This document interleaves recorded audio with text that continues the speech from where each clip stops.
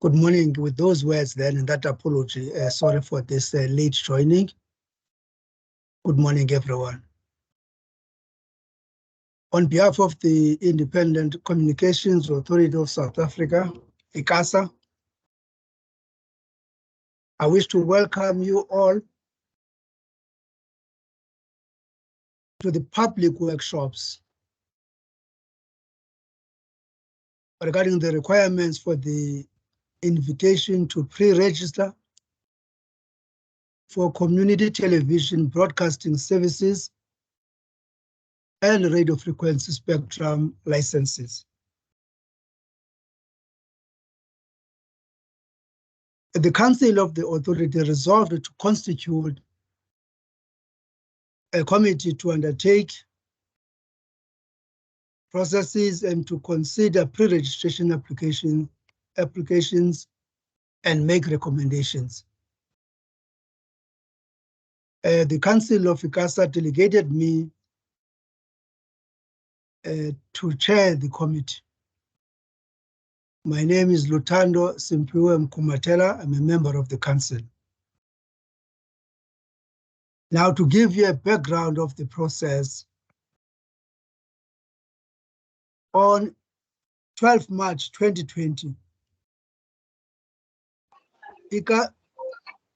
ICASA published an invitation to pre-register for DTT community sound broadcasting services and radio frequency spectrum licenses. The closing date for the submission of applications was on 15 January 2021.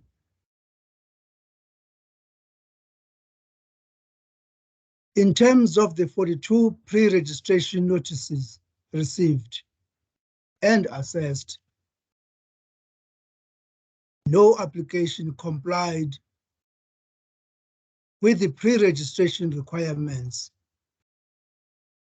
of the invitation to pre-register and were therefore not eligible to proceed to phase 2 of the licensing process. Let me repeat this one. In terms of the 42 pre-registration notices received and assessed, no application complied with the pre-registration requirements of the invitation to pre-register and were therefore not eligible to proceed to phase 2 of the licensing process. On 30 June 2022, which is this year, on 30 June 2022, ICASA published a new ITPR for the licensing of DTT community television broadcasting services and radio frequency spectrum licenses on Max 1. The authority is commencing its provincial roadshow with this virtual workshop, which will be followed by a series of physical provincial workshops. The virtual workshop of today will be followed by a series of physical provincial workshops. Today it's virtual, but ICASA is going to be visiting provinces, conducting workshops. The dates and details for the provincial workshops will be communicated in due course. The purpose of these workshops is to fully unpack the requirements of the invitation to pre-register and to assist communities to have a comprehensive understanding of the regulations. The purpose of these workshops is to fully unpack the requirements of the ITPR and to assist communities to have a comprehensive understanding of the regulations.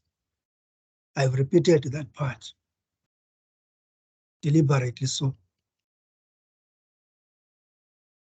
The authority seeks to ensure that those who will be making submissions have a clear understanding of what is contained in all the regulatory documents for the authority to receive competent applications. The procedure for this workshop shall be as follows. Please, all microphones must be switched off at all times and should only be switched on when one has been given an opportunity to speak by the chairperson or one facilitating.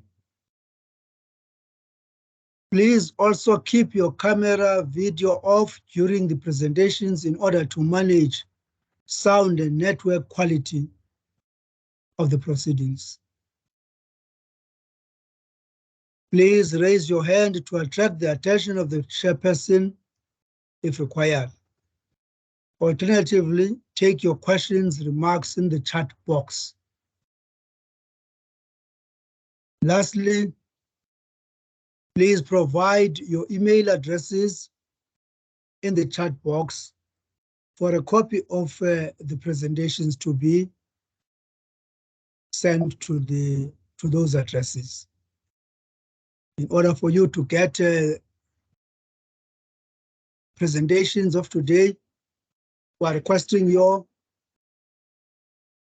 email addresses. Now I'm going to hand over to the facilitator, one of our committee members. We are going to have one of our general managers, Fikile Hlongwana, coming on board at times, but there is another meeting. She's busy elsewhere. But she's going to be visiting this platform. We've got committee members here, capable people, who are going to be conducting today's workshop. I had to come and open the workshop, leaving a council meeting continuing, because this project is one of the key projects that ICASA is executing.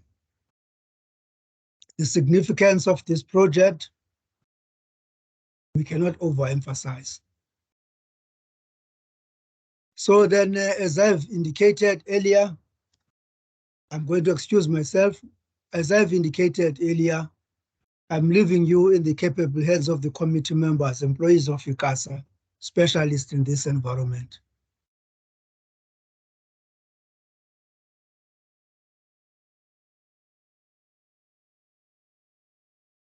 All right, sorry, I apologize, got cut here, the network issue. So Pascal, is over to you.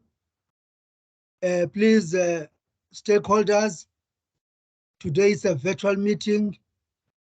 We are going to be visiting provinces. We would like our visits to the provinces to be a success. And that success will be measured by the quality of applications. It's a waste of time. We are disadvantaging communities if we submit applications that are not in order. I can only say they're not in order if they don't pass. I don't have strong words because strong words may not be appropriate. Thank you so much. Please meet us when we visit communities. The last time I checked, we had 42 people here. Maybe we are going to have 60 people joining, but so many people want a community TV. But we are going to visit provinces. People will not attend but people will want to submit good applications. All the best then committee members, all the best stakeholders, ask questions. If you are not satisfied, you are going to be given processes of how to engage ICASA, and we are going to visit provinces. Let's use this. We don't want 100% failure rate as we had with the past experiment when all 42 were not good. Thank you so much. Over to you, Pascalis. Boom, Pascalis, are you there? Are you taking over?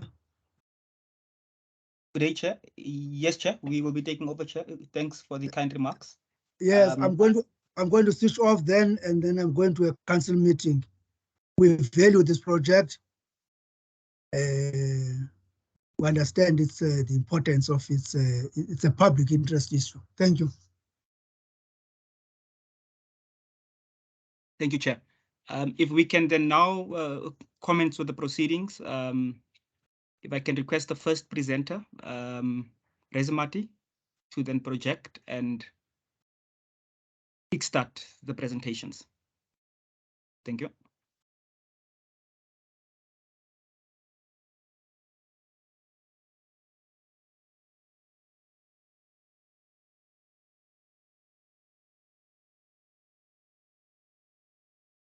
Good morning, colleagues, and good morning, everyone. I'm not sure if Pascalis, can you confirm if the presentation appears on the screen? Yes, I can see it, but if you can just put it in presentation mode. Okay. There should be a button at the bottom somewhere there. I see. Yeah. Is it fine now? Yes, I can see it. Okay. If we can maybe just have members of the public also confirm if they can see it. All good. Okay, thank you. Over to you. Okay. All right. Thank you so much. Sorry. Good morning, everyone. My name is Resemat Maswanganyi. I'm one of the committee members. In terms of the program that we have today, I'm going to do an outline on the presentation and also the ICASA mandate, and lastly the ITPR overview. And there are other colleagues that will be chipping in on other aspects like guiding principles, regulatory framework, licensing framework, ITP requirements, checklist, licensing process flow chart, and contact details thereof. Then at the end, then I will be having a question and answer session. Okay, in terms of the presentation outline, the presentation consists of ICASA mandate, guiding principles, regulatory framework, licensing framework, ITPR requirements, checklist, licensing process flowchart, the ITPR overview, and contact details.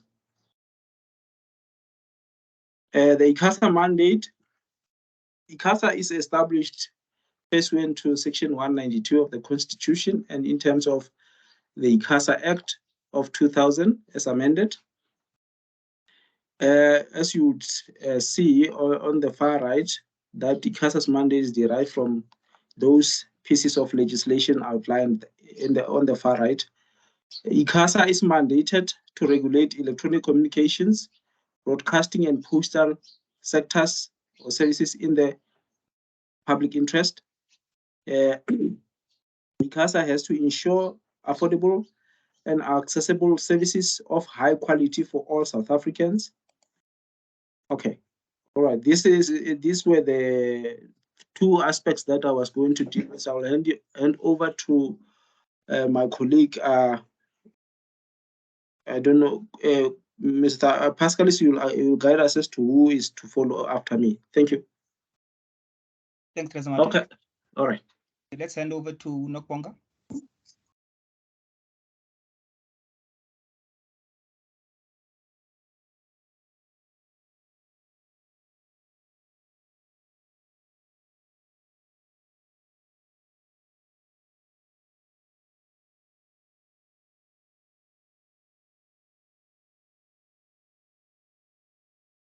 Thank you, colleagues. I'm going to deal with ICASA's regulatory framework. So ICASA is regulated in terms of the Community Broadcasting Services Regulations of 2019, as well as regulations on standard terms and conditions for class license 2010, the licensing and procedures regulations for class licenses 2010, the class licenses, processes and regulations, procedures, amendment regulations 2021, the radio frequency spectrum regulations of 2015.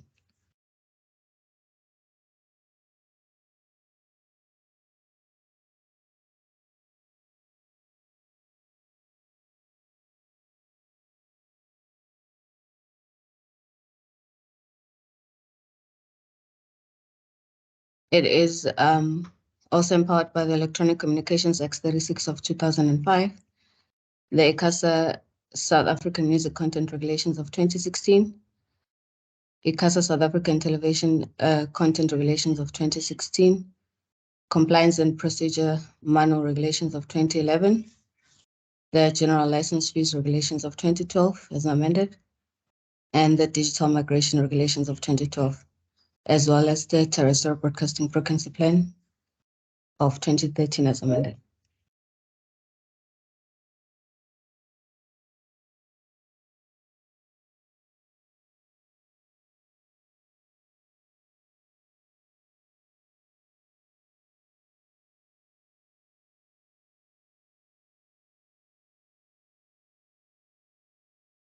Thank you, Nokponga. If you can put the presentation in presentation mode, Resmati, just to make it a bit bigger. Okay. So colleagues, I'll be taking you through the licensing framework for the ITPR process and requirements. So in terms of the ITPR, the licensing framework, and in particular, if we look at the community broadcasting, the registration of community broadcasters, that is done in terms of Section 17 of the ECA. We know that after the publication of the 2021 regulations, the duration for community TV licenses is 7 years, and it is renewable no earlier than 1 year and no later than 6 months prior to the expiry of the license. The manner in which the authority undertakes to license community broadcasting services, we would publish an invitation to pre-register as per the requirements of Form B, and obviously the radio frequency spectrum application form. There is some minimum requirements, and a few of those is that the registered entity or NPO or NPC needs to at least be in operation for at least 2 years. It must demonstrate community support, development, and empowerment. And then there's also some supporting documents that needs to be attached, which is then the registration certificate, the founding documents, declaration of interest, and then the business plan and so forth. The requirements for then providing broadcasting services from a licensing perspective is that you'd need to have a broadcasting service license, you'd need to have a radio frequency spectrum license, and you'd need to have a signal distributor with a valid license. In the event that you opt not to have a signal distributor, you then need to have the necessary electronic communications network service license, which obviously then allows you to self-provide.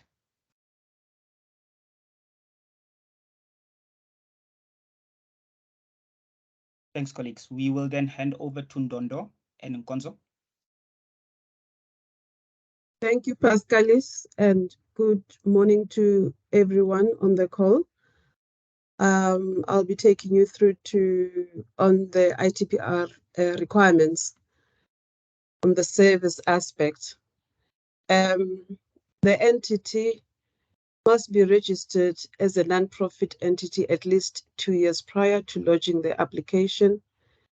The entity must demonstrate community participation, development, and empowerment in the coverage area. The entity must submit a tax clearance certificate or a status PIN. The entities found in documents such as the Constitution, Memorandum of Incorporation, or Deed of Trust, depending on what entity or who you are registered with, must be lodged with CIPC, Department of Social Development, or the Master of the High Court. The Constitution, MOI, and Deed of Trust provisions must be aligned to this particular process, which is for now a community television. And the registrant must demonstrate the need. Is there a need for such a community television in the particular community? That is, you then motivate as to is there probably a gap in the market in terms of whatever that is already there, right? And so forth. And then you get your support from the community as to ensure that the process from the onset, you have communicated with your community. The community is aware that there is such a project that is coming from their geographic area. This would be done in terms of letters from local business and signatures of support from members of the community. Another aspect that also would assist in your process from the onset is to have those meetings where you sort of collaborate or make sure that the community has an input in terms of the structure, creating that awareness, opening up the opportunity for people who want to be in this broadcasting space. And then also the need to demonstrate the need for this particular community television station. So that motivation also is very important. Next slide, please. And then it is very important that the applicants or registrant also submit their curriculum vitae of the board and management. And it's also integral that the people who would be running this project or prospective television, radio, community radio station, community television station rather, sorry, are people who reside in the community, because this particular project is all about community development. So that is very important. The board or the structure must have or submit disclosure of interest in terms of Section 52 of the ECA, together with community broadcasting regulations of 2019. So when you apply, as my colleague has indicated before, that there are these regulations, the ECA, that registrants must thoroughly go through and make sure that they tick all the boxes. And then also there is a requirement that emanates from the regulations themselves that the entity that submits, it's important that they should report in terms of as an entity, what work have they done in terms of management, governance, and management of finances. So all of that motivation and even a proof in that regard goes a long way.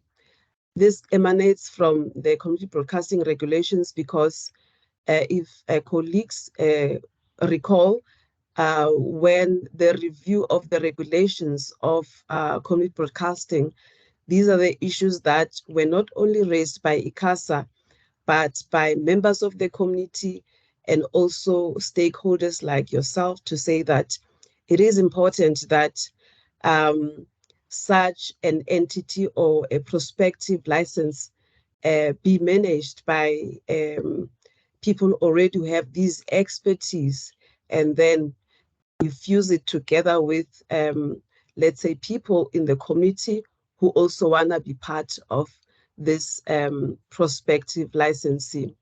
And then also important is a resolution of authority from the board, so that it is evident that this is a very structured and communication resolution has been set by the boards of the prospective licensee. And then also programming, in terms of programming, aspects like programming schedule, the format of your on-air participation or performance, which would include like news, provision, current affairs, music, and also South African television content regulations must also be considered here, because this is a community television radio station, which when you look into the South African television regulations, it has different categories where you would propose what kind of program categories are you going to carry. This is a good opportunity, especially for members of the community who are practitioners in terms of content development, because there are a lot of people who are content development, and this platform would actually be of good service, not only for them, but for members of the community in terms of the content that will be shown on air. And then the issue of corporate governance and operational policies is also imperative, so that if a license is granted, ICASA is assured that there are policies in place for proper running of the license or this community television station. Next slide, please. And then, of course, what is also very imperative, which you should be aware of as prospective registrant and licensees, is the issue of within your founding documents. There is an issue of there should be 51% quorum provision for an annual general meeting. So the annual general meeting, for it to be a success, for the radio station to be a success, and for the regulator also to be at ease with regard to the running of the radio station, there must be that constructive and coordinated manner in terms of running of your AGM. Hence, there should be issues of provision of having a membership, so that when you have your membership, in case of a quorum, you know, depending on the number of your membership, then that quorum must be 51% of the AGM. And then also within that provision, within the Constitution or MOI, there must be an appeals mechanism in case people in the community want to apply, and then if they get rejected for membership, there is an appeals mechanism in place, and they should be considered as well.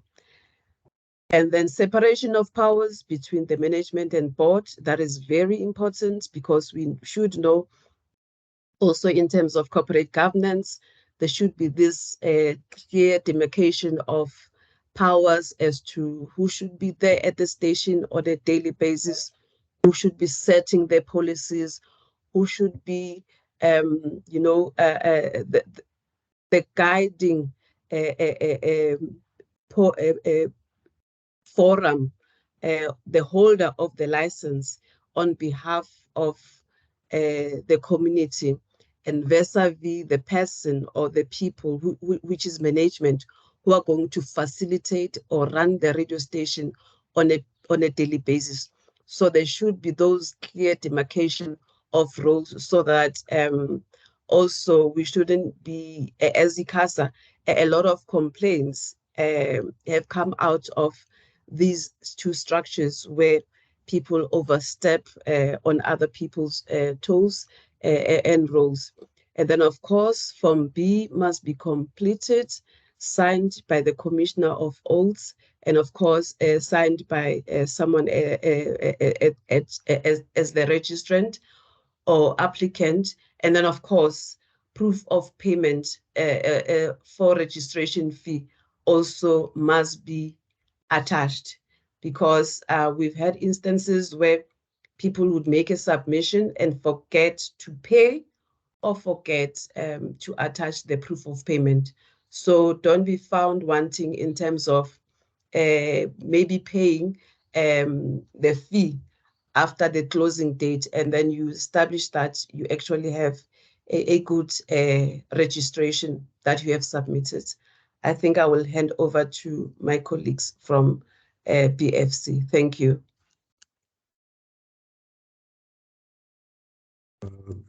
Thank you, Ndo. Good morning, everyone. My name is Komotso Motsepe, and I'm going to take you through the mandatory requirements for radio frequency spectrum license. There's a form that is attached on the invitation to pre-register for DTT Community TV, which is in Schedule I. And this form must be completed in full, and it must be signed and commissioned. We received a lot of applications in the previous ITPR that were not commissioned, and they were disqualified based on that. Also, on the ITPR itself, we've included a list of frequencies that the registrant or the applicant must apply for. It must be noted that for DTT Community TV, the coverage it's a province. It's not your local municipality or your town when you're applying. So it's very important that when you choose frequencies, you must choose frequencies for the whole province. And in terms of your coverage footprint, it will definitely be your province when it comes to DTT Community TV. It's not a local municipality or a town, so it must be a province. We'll also require your technical study or profile. Also provide us with your technical team, details of your technical team or CVs. You can also attach them. We'll also require the letter that you must sign with your signal distributor. I think we are all aware that we still have not switched off analog. So there are two tables that are included in the ITPR, ANSA G and ANSA J. ANSA G is before the analog switch off, and ANSA J is after the analog switch off. So there will be change of frequencies once we switch off analog. So the ANSA J is the one that is going to be used once the analog is off. And we've included the two tables there in the ITPR for registrant or applicant to apply. So this letter is just to state that you agree that there will be change of frequencies once the minister has announced the analog switch off. Next slide, please. And we'll also require a letter of support from your signal distributor. In this case, there's only one signal distributor, which is Centec, which is already distributing 85% of multiplex 1. So the community broadcasters, they will occupy 15% of that multiplex. So if in case you want to self-provide, I think in this case it will be difficult to self-provide because there's already a signal distributor who's already distributing 85% of multiplex 1.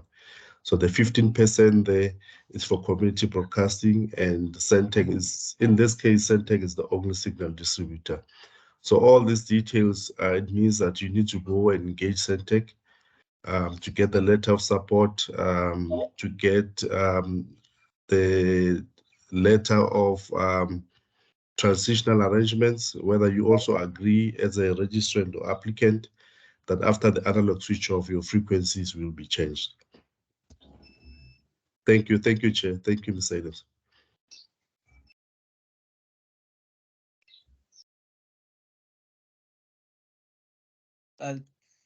Thanks for that, Mr. Motsepe. I think then we'll then hand over to Bongiwe and Moloko to then take us through the checklist, which has been included in the ITPR, which is a very vital piece of document, which then allows applicants, to track the attachments that they have submitted. Thank you. Good morning, everyone. My name is Bongiwe. Thank you, Pascalis. I will be taking you through the checklist. And you need, as an applicant, to make sure that your application is reaching the authority before the closing date and the closing time, which is has been indicated on the ITPR. The pre-registration notice and application for RFs, radio frequency spectrum licenses must be submitted in the prescribed manner as indicated in Schedule A, H, and I.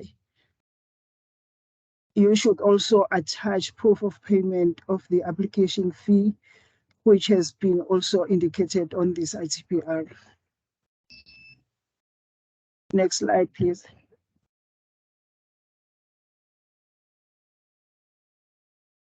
So as colleagues have indicated prior, the entity that you will be registering with should be at least have been registered for a period of 2 years prior to lodging the application.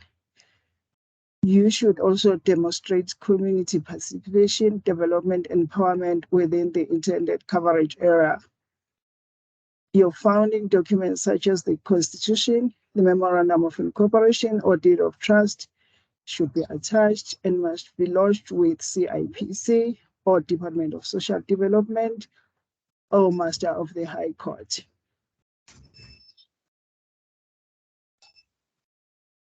And you should ensure that the Constitution or the trust deed or the MOI that is submitted as the founding documents for the entity also relates to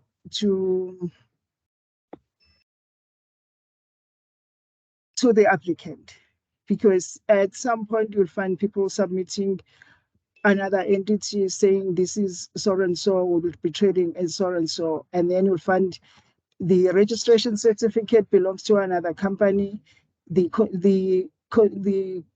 Constitution and the business plan belongs to another company. So all these documents should correspond with each other. The CVs of board members and senior management should be attached. Disclosure of interest by board members and management, you should also make sure that it's there.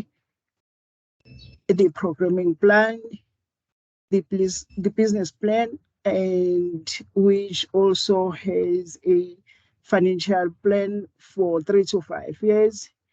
The tax clearance certificates or tax status PIN is attached. The demand, need, and support, including profile of community broadcasters in the coverage area and programming format. So in this case, you profiling the broadcasters that are already existing in the area that you intend to cover. And you identify the gap between yourselves and the current broadcasters that are there in the area. And then you make sure that your project reporting on management, governance, and finances is attached. the policies, your corporate governance and operational policies are attached. Next slide, please.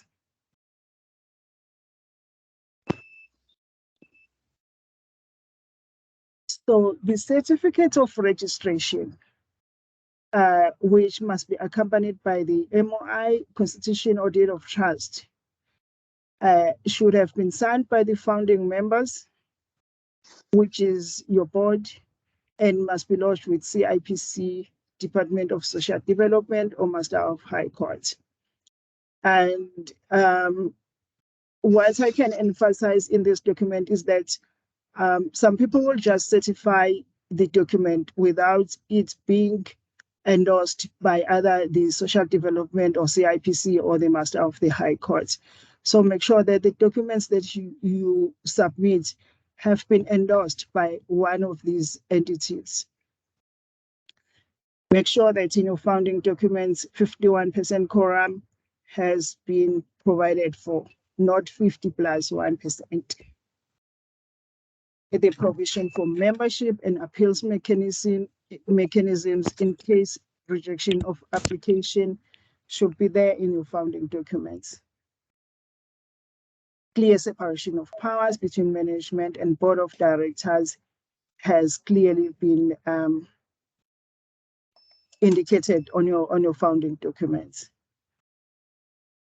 Clearly indicate whether you want to cover a geographical area or community interest. It's either or, you can't click both. You find somebody clicking both and then we are confused which is which. So click one of it. And then you describe the service you intend to provide. You provide the program schedule, the program format. And by program format, we mean your talk versus music content.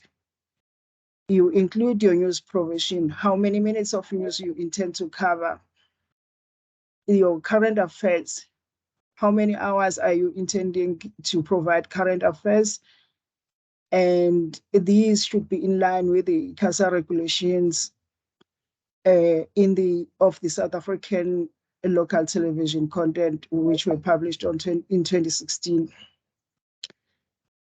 Please make sure you also have attached the support from the community. For example, letters of support from NGOs, businesses, and so forth, and signatures of support from members of the community, which are your prospective listeners. So in this, I can also emphasize that please don't attach only one letter as proof of support, whereas you've got more than 1,000 people in the community. There is no prescribed number of letters that we need, but please don't attach a single letter and say this is proof of support from the community. It doesn't represent the community. And then please provide commitment of funding. On top of the commitment of funding, please also give details in the manner in which the proposed service is to be funded.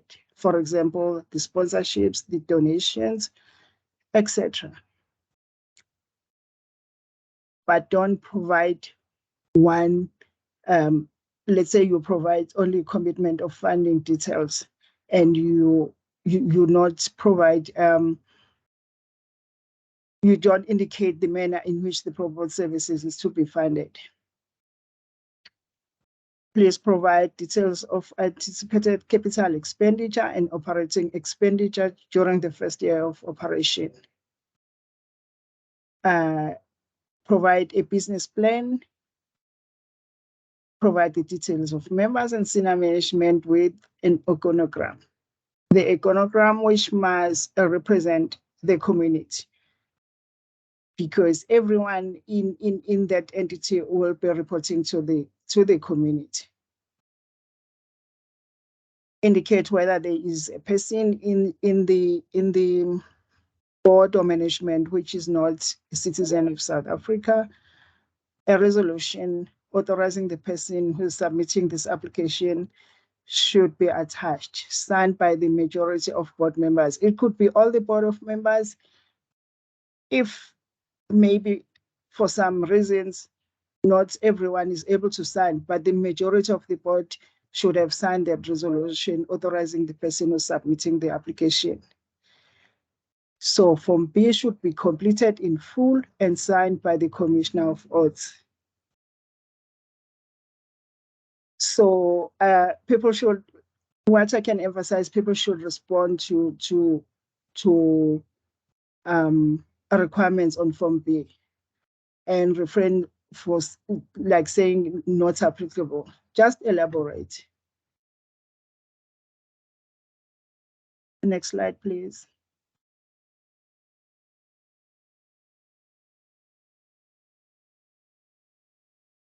I will hand over to Moloko. This is the frequency part.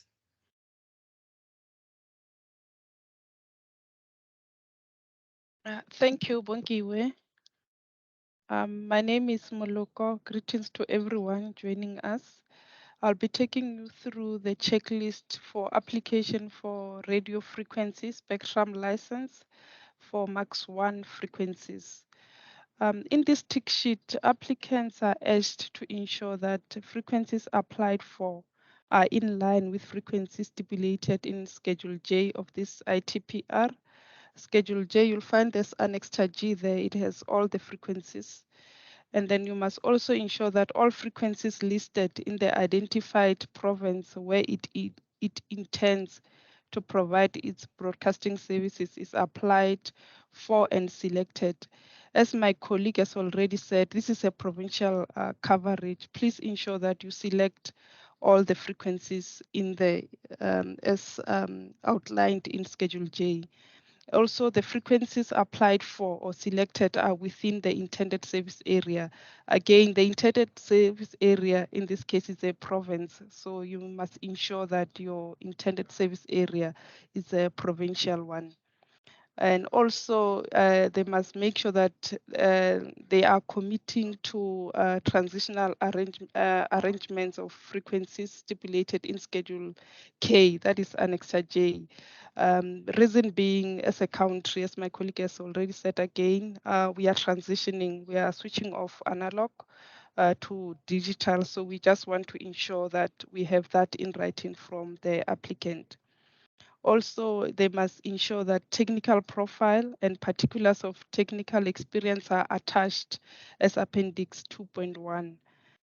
The technical details and frequencies applied for as stipulated in Schedule J, Annexure G of this ITPR, they must be adhered to. There is ERP, the GPS location, the antenna polarization, they must be attached as Appendix 2.2. And also they must attach a letter of support or agreement from signal distributor, which is already distributing 85% of Max 1. As my colleague again said, within this process, we are licensing a capacity of 15%. So it's about 5% for each province. So you need to ensure that a letter of support, in this case from Centec, is attached and labeled clearly as 2.3. Lastly, for radio frequency spectrum license application, make sure that you complete all the details in full and ensure that it's signed by the Commissioner of Oath. In the previous processes, we found that most applicants will leave out some critical information that would in turn disqualify them. So we urge everyone to ensure that the application for both the service and the spectrum is completed in full and commissioned by the Commissioner of Oath. And we also found that most would try to replicate the forms rather than using the ones in the ITPR. So we urge the public to use the forms that are included in the ITPR to ensure that you do not miss important information that will disqualify you, because essentially all these checklists, they are gatekeepers. They open the door for you, for us to assess that application. Should you omit any info, then we might not consider that application. Thank you.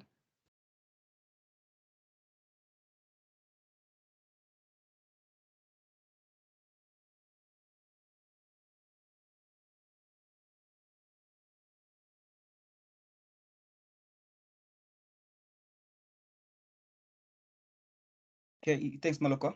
I think then we'll then obviously move to then the licensing process. Just to give a high-level overview of the process and steps that will be entailed in this licensing process. Over to you, Katlego.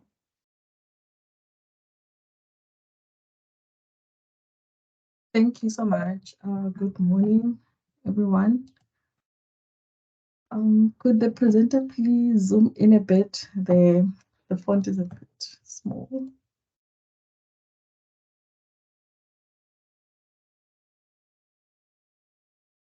Okay. All right. So here I'm gonna highlight the process, what goes on from the beginning of publishing the ITPR till the end of processing the applications. So the authority published the ITPR on the 15th of December. Then the closing date is going to be on the 12th of January 2023. So after the publication of the notice, the authority will then, can you move down a bit?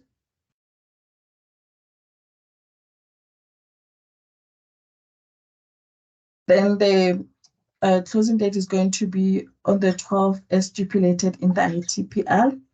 Then after the pre-registration notice, we're gonna look at whether the pre-registrant has submitted the registration before the closing date, or have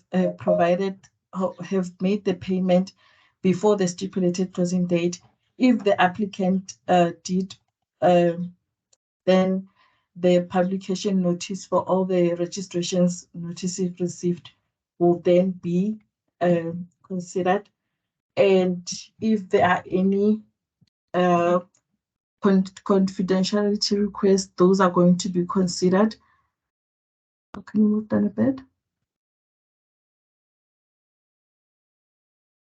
Then the written representations and responses to the Gazette will then be considered. Then the committee will then analyze the can you move down a bit?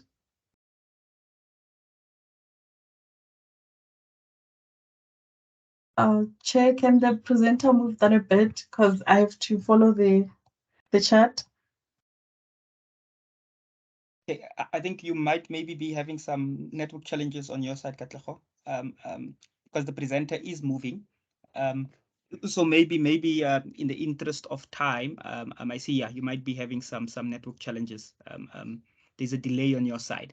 If I can request you, Resmati, if you can just zoom out, and I will then take colleagues through the, okay. Thanks, Resmati. So colleagues, we've published the ITPR on the 30th of June 2022. The closing date for receipt of applications would be on the 12th of January 2023. Once the authority then has received the applications, we will then assess if the applications were submitted on or before the closing date, and was the proof of payment attached, and obviously all the other requirements. If these are false, or if the application was not submitted on or before the closing date, and payment was not made, and so forth, the pre-registration notice then will not be considered. We will then send a rejection letter to those pre-registrants or to those applicants.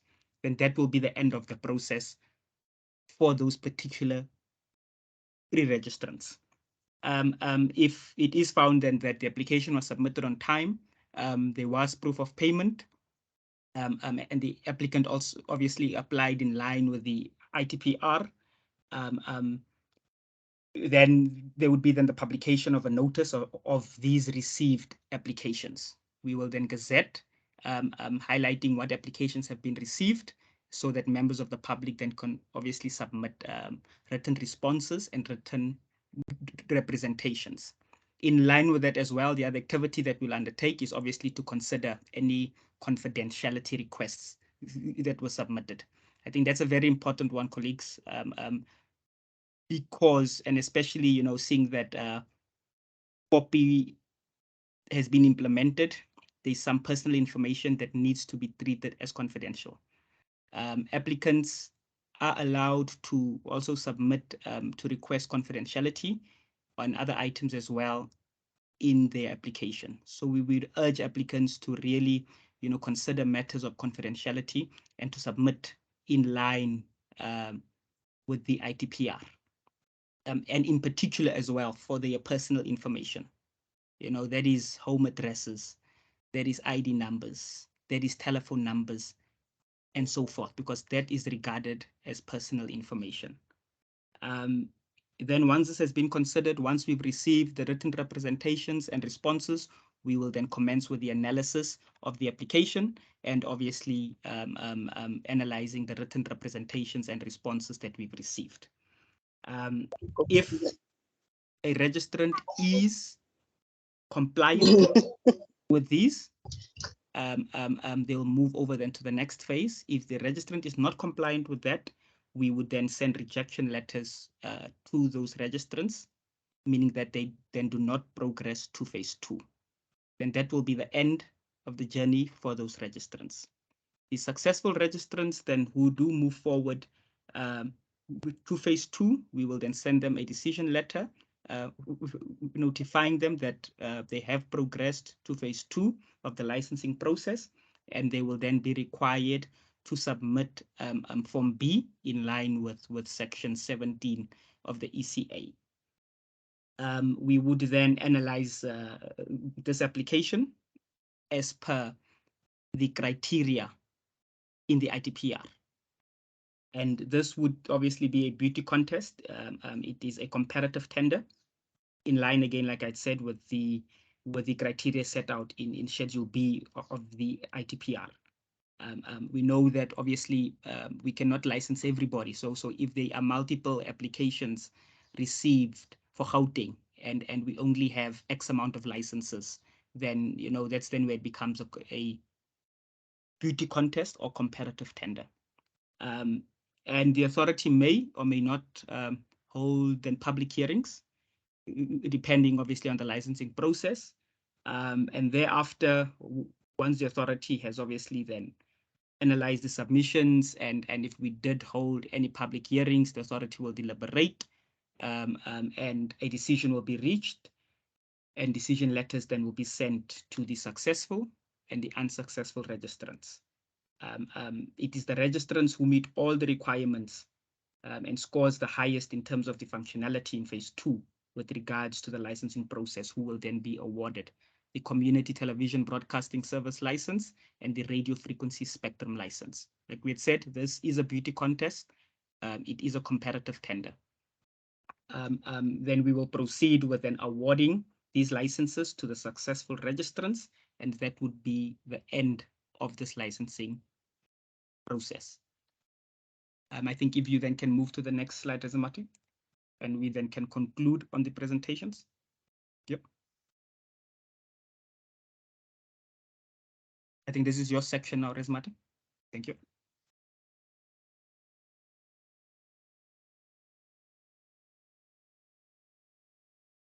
Thank you, colleagues. Sorry, Pascalis, I was trying to unmute my mic.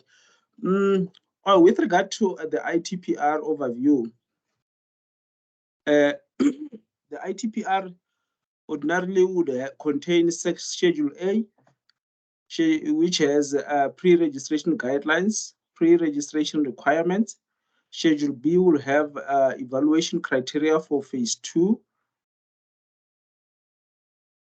Am I audible? Yes, you are. Yes, you are. Pascalis? Yes.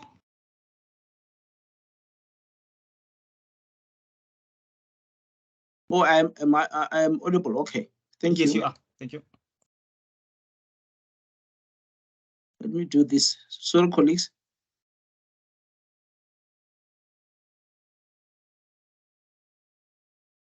All right. So my apologies.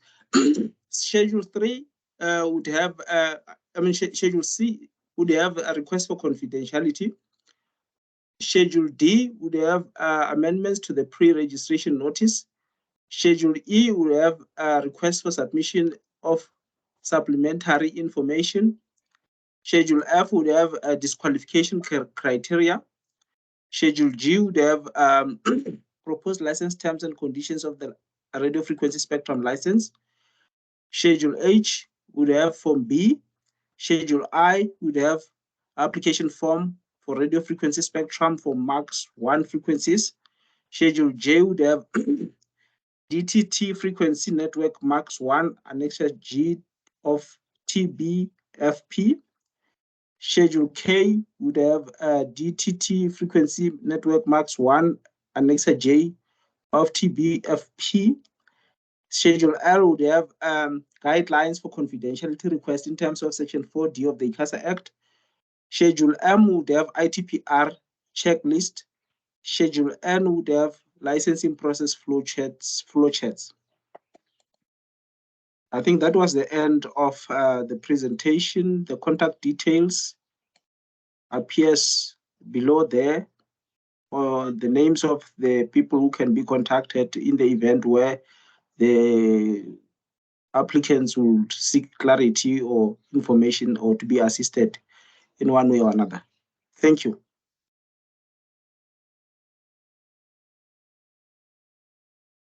Thank you for the presentation, colleagues. I think we have now came to the end of the presentation.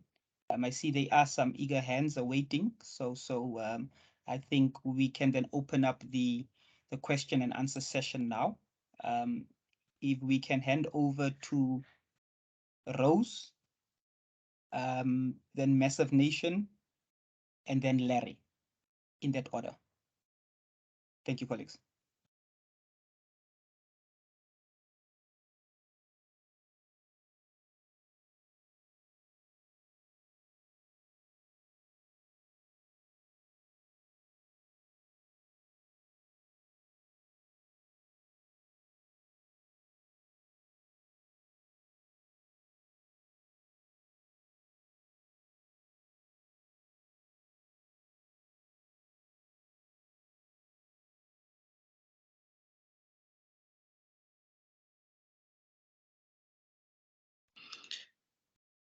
I don't know if Rose is having some network challenges.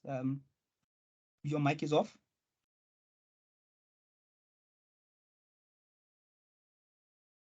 I think then what we can do then is hand over to Massive Nation. All right, thank you very much. Am I audible? Yes, you are audible. All right, thank you very much. It's not much of a question. I just wanted to know if it would be possible to get this slide presentation as well as the recording of the meeting. Will that be possible? We can, if you can drop your email address in the chat box. We will then copy all email addresses and circulate the presentation.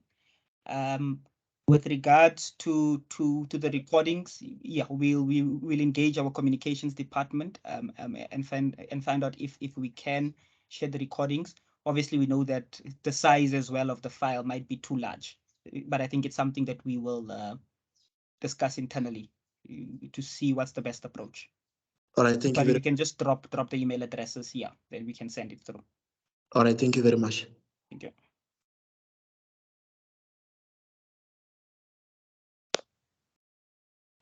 Over to you, Larry. Okay, thank you. I thought maybe Rose is back. Thank you. My name is Larry Matlala, representing Limpopo TV and Limpopo Radio. I had a question that has to do. I think I wrote it somewhere here, but I also noted it that the question was in relation to the MUX3, which is only allowed. That are we only allowed to use the ICASA because it's the only one that is sorry, Centec, because it's the only one that carries the MUX license in South Africa. Why was that MUX distribution was not handed to different service providers? Because when you approach ICASA, they need to know before they can even have any conversations with you, they need to know, do you have a license? So without the license, you cannot have any form of commitment from them. But because they say they're always open to can help, but without that kind of a commitment in the stages, whether you know that there is an intent or you have failed or you are still applying, what do we show them that we are in the process of? Do we show them our application or something like that? Because if Centec is the only one providing us, why was it not made flexible so we can choose our own, the one that we prefer? But if the government chose Centec only, then are we bound to only work with Centec? For an example, Limpopo TV right now, we are broadcasting using an outside service provider, which provides us, is called a DECO, the same one MultiChoice is using. So it only sends us a signal to our decoders. That is why everybody can watch Limpopo TV free to air via a DSTV decoder. I wanted to know, why is it limited that if we want to come into the OTT, we have to only use Centec? There's no other service providers so that to make the competition open for others. And then one last question was the issue of the broadcast. Last time when you made, I think Limpopo TV, we did apply over 3 times. Every time whenever the ITP will be released, that they will be there. So when you apply for the, as we know that the DTT will not just be a local signal, it's going to be a very strong signal that will also be able to can cover a provincial. So help us in understanding that part. I thought maybe somebody can be able to help, because somebody will come and say, for an example, my friend is here with me. He says, I'm from Sekhukhune FM. Now he applies for Sekhukhune, but Sekhukhune is not a province. Sekhukhune is a community inside of a particular province. So that issue, how do we then work around it to avoid unnecessary, misunderstanding as to how can that be a provincial thing? Because I was checking on some of the platforms that were released on ICASA that you guys have released, the previous ones, and when I was checking, you find that there's multiple what do you call the frequencies released, but I'm like, I don't think it's even possible to can release such kind of a number within one province. But maybe you can help us understand it, so that when we make our application, we know properly this will service a particular province and so on.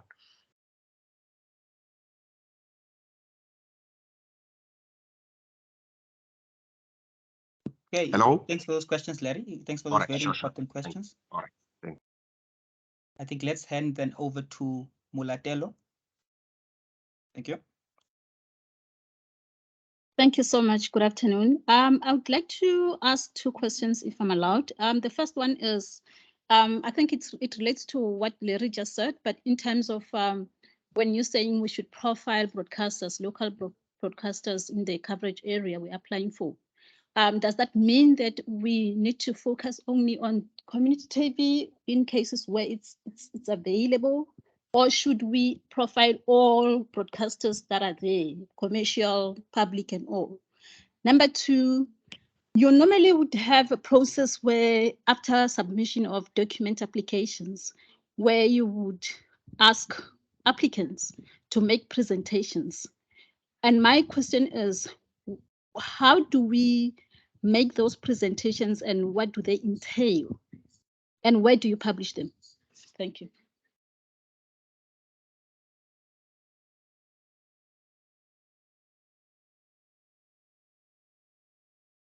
Okay, thanks for those questions. I think then let's hand over to Sydney as the last round of questions. Then we will then provide responses. Okay. Hello, my name is Sydney Mudiba from Palabora. I wanted to ask ICASA as to why does it take so long for them to reply when somebody has applied for a license? Because, for instance, yesterday I was at Palabora FM with the managers there. Since they applied for the license, from around May, June. Even today, nothing. There's no even reply or acknowledgement that says we are at this particular stage. At least when you are saying we are at this particular stage, it is easier for the radio station to convince some advertisers, because currently they are still broadcasting online, which makes it difficult for a station to make money so that they are able to pay the volunteers. So I'm appealing to ICASA that please make sure that you update your people, the people that have applied for a license, because it's been long that the station has not been online. It has not been operating through the FM. Thank you.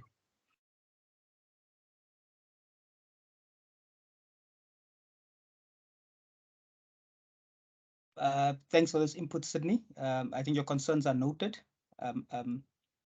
If then I can hand over to the ICASA panel then to address the questions. Over to you, ICASA panel.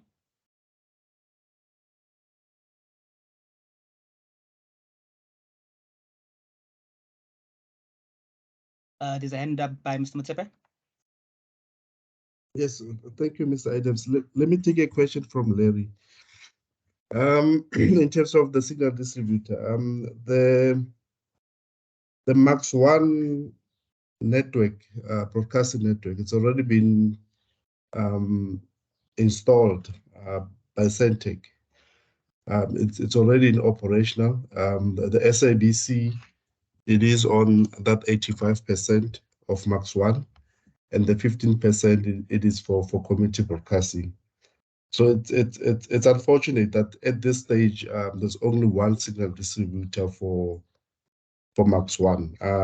So you have to contact Centec, and I think Centec is aware. I'm not sure, you mentioned challenges with Centec, but Centec is aware in providing these letters. They've done that for a lot of community sound broadcasters who applied in the previous ITPR. They do provide letters of support when you intend to submit an application. And I think they'll also do the same with this. They are aware that the network is there, it's operational. And unfortunately, in terms of the frequencies, this is not a community radio station. You will agree with me to say, to set up a community TV channel, it will require a lot of money, and you will also require a lot of coverage. And that is the reason why the coverage is a province and not a local municipality or a town. So the coverage is a province. So you have to apply for all the frequencies in that province, and you cannot even choose one, because the way the network is set up of a DTT Max 1, it's running on a single frequency network in certain areas. So it's actually difficult to separate some of the frequencies in the province. Thank you, Chair. I'm not sure if Larry's answered, but in this case, there's only one signal distributor, which is Centec. No, thank you so much. I'm answered. Thank you, sir. Thanks for those responses, Mr. Motsepe. And I think maybe just to add as well, Larry, you'll note that there's something that you call, there's a term that is used that's called a single frequency network. So because obviously Centec is distributing 85% of content on that particular max, all that content, the 85% plus the 15%, is all operating on that one frequency. So Centec has a network whereby they are using that single frequency network. So then it becomes difficult to have other broadcasters and Centec distributing or transmitting the same signal, because it would be exactly the same frequency. That means you then start getting interference clashes and so forth. So when it comes to digital and maybe on analog, like you've mentioned, we have the flexibility to have various signal distributors, because it the frequencies that are being used, for your SABC 1, 2, 3, Limpopo TV, Soweto TV, and so forth, are all different frequencies. But now we come to a stage whereby we are using exactly the same frequency. So we then had to decide, decision had to be made as to who will then be distributing the signal to avoid interference. Hence why you'd find that the Centec was then allocated to then transmit 85% of Max 1, meaning that they would then also transmit the remaining 15%.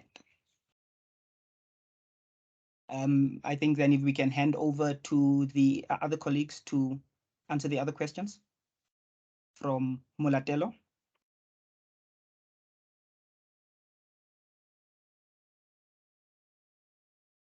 Yes, no. Thanks, Pascalis. Thank you, Mulatelo, for that question. It is very important, Mulatelo, to profile the broadcasters already within your vicinity, even though others would be your direct competitors, because everyone is competing in that space for advertising, for the audience, and then it also assists you in getting into details as to, are you aware of the differentiation factor between yourself in terms of what you propose to offer vis-a-vis what the other already licensed broadcasters are offering, so that when we also assess, we're able to identify that in actual fact, we're able to successfully identify that differentiation factor in terms of your offering, so that you don't regurgitate whatever that is already there in the market. That also stands you a good chance in standing out if there is that element of competition. So it's very important that you profile so that we're able to see as to whether you did do your research, your market study, who actually is your audience vis-a-vis whoever that is offering something else in terms of language, content, etc., etc. So those are very, even though you could think that they are not necessarily relevant, but if you just go and you look at the different licenses and their offering, it will actually also assist you in identifying you to say, this is how I'm going to stand out. And it also assists ICASA to say that we don't relicense whatever that is already there. I hope that assists. Thank you.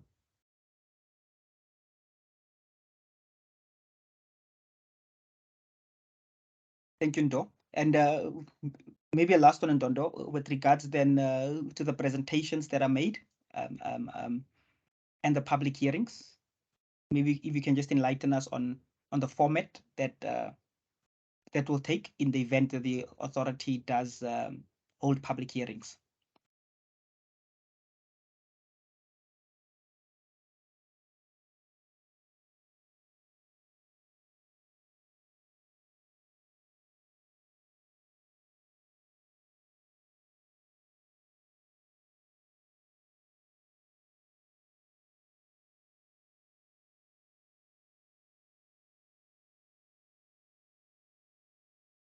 Come again, Pascalis, I just lost your voice there. Hello? Thanks, Ndo. No, I was saying then maybe a response as well, just to close off on it with regards to the presentations, the question on presentations, and obviously how would applicants or pre-registrants go about in making those presentations. And I assume that question relates more to the public hearing. So maybe just to outline the process, of the public hearings and how is it conducted and in what format will the presentations be? Oh, okay. If we decide to, if ICASA decides to have these public hearings, then it is imperative for a registrant to do its presentation. However, the presentation must not deviate from your submission, because now it would come across as if you are amending your application at the presentation. So there should be honesty there. So your presentation, ICASA will publish a schedule as to who is going to be had.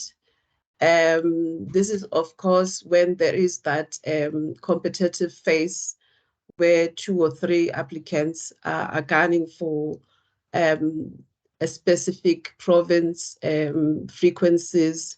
And then in that regard, applicants would then have to do a presentation, which applicants, I think they are familiar with that. Some people have already made their submission and they know how ICASA holds public hearings. And then we publish that schedule, and then the registrant then comes up with the panel members, and those hearings are then held as normally it happens within ICASA. I don't know whether that is, I got that question correct, Pascalis.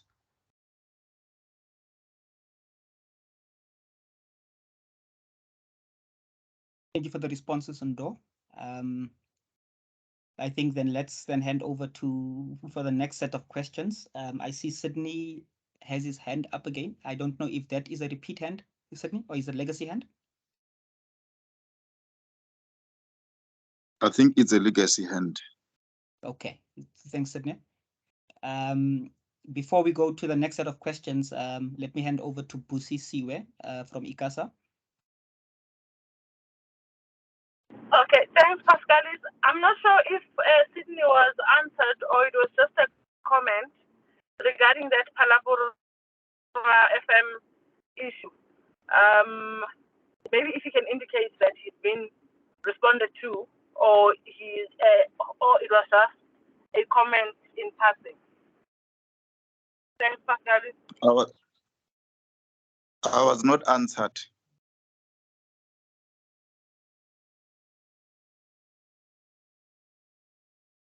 With regards to your question, Sydney, okay, we thought maybe it was just for noting. So yes, we obviously have received applications which the closing date was on the 30th of June. We've obviously since sent out acknowledgement letters to the various pre-registrants who made submission. We are in the process of publishing a notice of the applications that were submitted in line with the ITPR. And I think from ICASA, we must apologize for the delay, but there are some matters that we are tending to with regards to these applications. We have received in excess of 100 applications. So we are in the process of publishing that notice. We are also considering confidentiality matters with regards to those applications.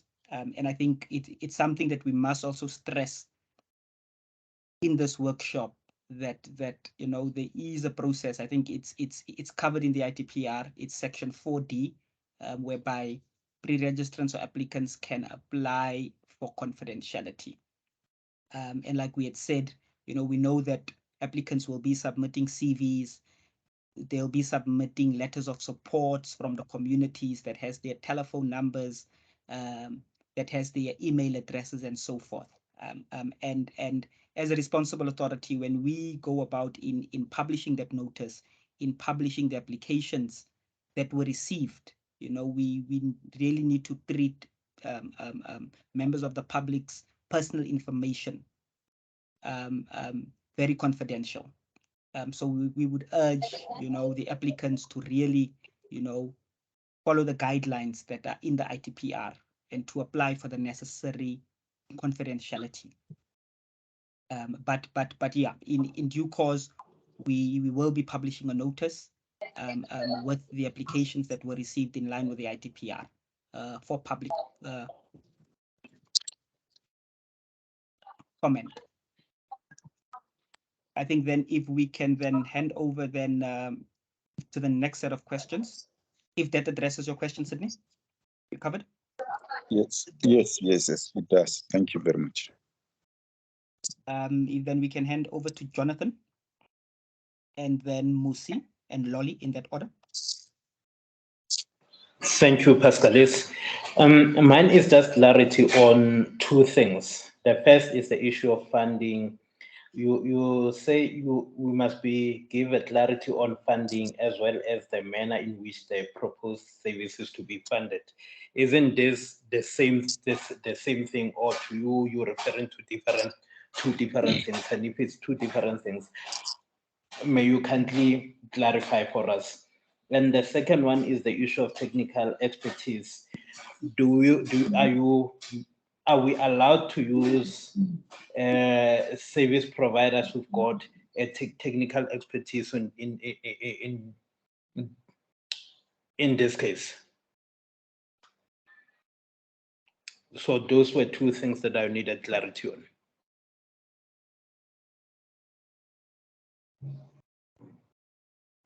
Thanks for those questions, Jonathan. Let's hand over then to Sir Musi, and if I can request the previous speakers maybe to drop their hands, Sydney and Jonathan. Thank you.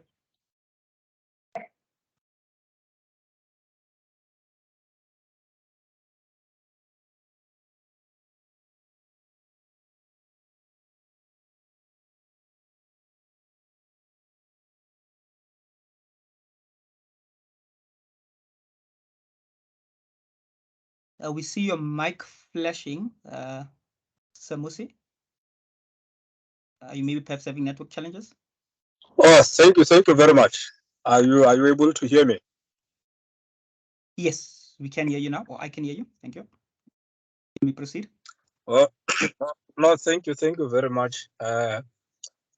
Just few questions. Semusi from Kurara FM in the Northern Cape, Kuruman, with issues of licensing. Yes, indeed, the gentleman who raised the question before is very right, whereby ICASA will tell you that the processes of licensing it's 60 days, but you wait for a year while ICASA is dealing with one application, and you still struggle with communication to the office, to the licensing office of ICASA. One, the issue of spillages and frequencies, I'd love to understand as to how many kilometers if your radio is spilling into another district or another coverage area of another radio stations. I've asked that question before. ICASA has never answered that question. And I'm asking this because when we were applying for licenses and for us to cover the district, we required certain specifications, but ICASA directed us to say you must have directional antennas at a 0 degree azimuth, whereby in that manner you still don't cover the entire district. However, there's other broadcasters where the same ICASA license those broadcasters, where those broadcasters they go 45 kilometers into your coverage area, but you are not allowed when you apply to go into the areas of those particular radio station. I want to know, how does the ICASA determine that, where others are left to say it's fine, they can go into this coverage area, where others, ICASA will be strict on you to say no, you can't spill into this this district or this coverage area. A clear answer from ICASA would be appreciated as to how do they license, where others they leave them spilling into your coverage area for more than 60, 70, 80 kilometers, and others you will be told strictly no, we won't give you that particular frequency or the license because you go into this district. Number two, another community radio station will be coming from another district, where that radio stations, when we talk about the borders of the district now, it's not even a kilometer. in terms of So, the Musi, borders of the district. Can I just interject there quickly? Can I just interject? Yes. Maybe if I can suggest that we stick to, you know, this licensing process, which is targeted for community television and radio frequency spectrum license to provide community television broadcasting services. And maybe any queries or any issues that you do have with regards to community sound, community radio, that then can be addressed in the correct channels, you know, just so that we get the most out of this engagement and not then delay on issues for sound. Because we also had multiple workshops for sound. The presentation does contain some contact details. You are welcome then to contact the personnel or the contact details in this presentation for sound as well. No, that is fine, but these are the platforms that we get to ask these questions, because when we contact ICASA, we still don't get the answers. So when these platforms are available, that's where now we bring these questions again. You see, because when you go to ICASA straight and you address the matters there, you don't get answers. And now you are referring me back to where I've already sourced the answers and I was never given an answer. But thank you very much. I will leave it there. Just my last questions, because for this now you're saying ICASA will be handling almost 85%. Now I want to know, because we know the cost of ICASA, or because the cost of Centec. When this was awarded to Centec, have you also looked into costs that these community organizations will carry? Because most of us as community organizations, whether it's TV or radio, we are unable to afford the cost of Centec. If you have given 85% to Centec, have you look at the cost for community TVs? Thank you.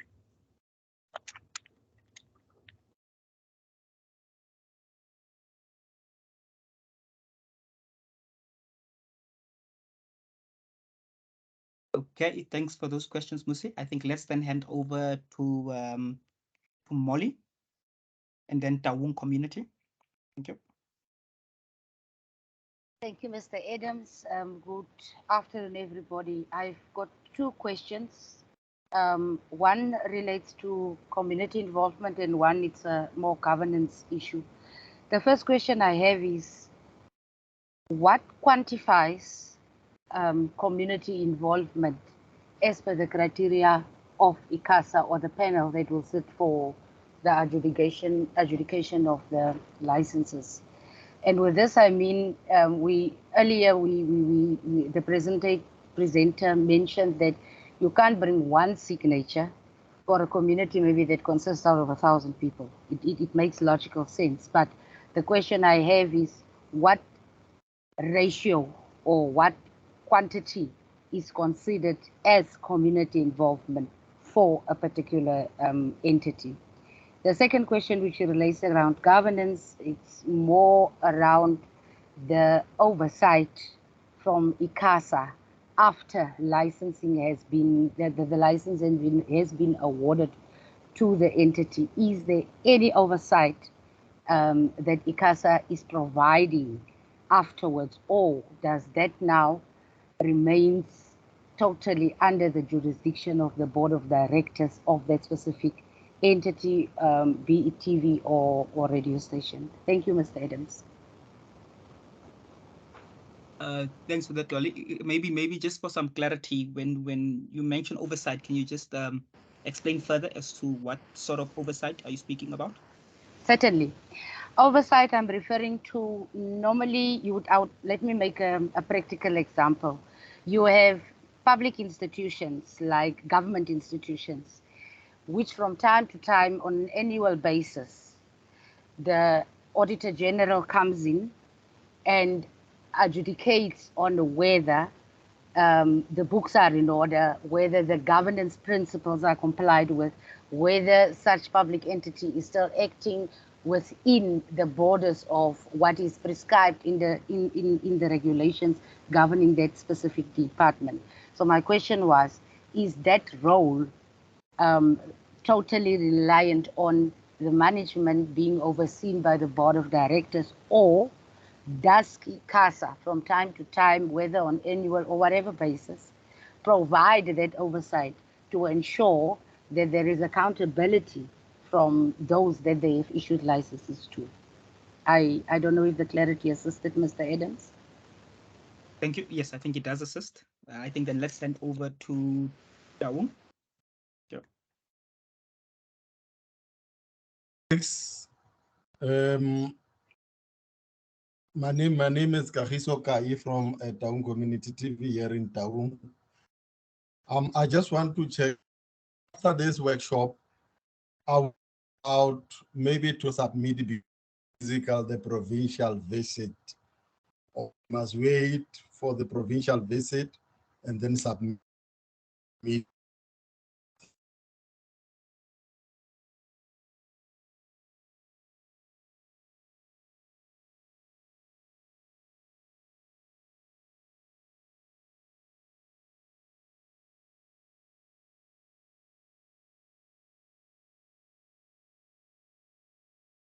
I think we lost Daung Community TV there. But I think we did get their question. Must they wait for the provincial workshops before they make submission? I think let's then hand over to the ICASA panel to address some of these questions. Over to you, ICASA panel.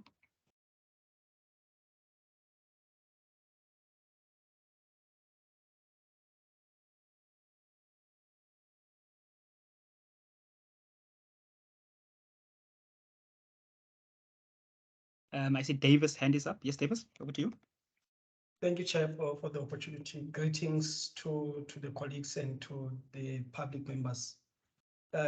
Just to say, Chair, that the issue that Gurara FM was engaging us on, we have since responded to it, but we have also shared the contact details to the extent that we need to expand our engagement into that, to that effect. And in relation to the issue of why we're giving Centec 85%. So what this process entails, it's about the implementation of existing regulations. And also from the technical side of things, it is just that. So there was consultation processes that undertook in the development of the plans that we are implementing here today, to the extent that 85%, I mean, the Max 1 and Max 2 and Max 3 are then operated by Centec, which Centec was then appointed by SABC for Max 1, meaning that the 15% of that capacity, of that 100% capacity, ought to be occupied by the broadcasting services. So then the engagement needs then to be established by prospective licensees with Centec in relation to ensuring that they can access that capacity through this licensing process. Hence, there's a need to provide a supporting letter for that effect. So ICASA, if you look at the legislation, we do not necessarily engage in commercial arrangements or commercial talks between the licensees as to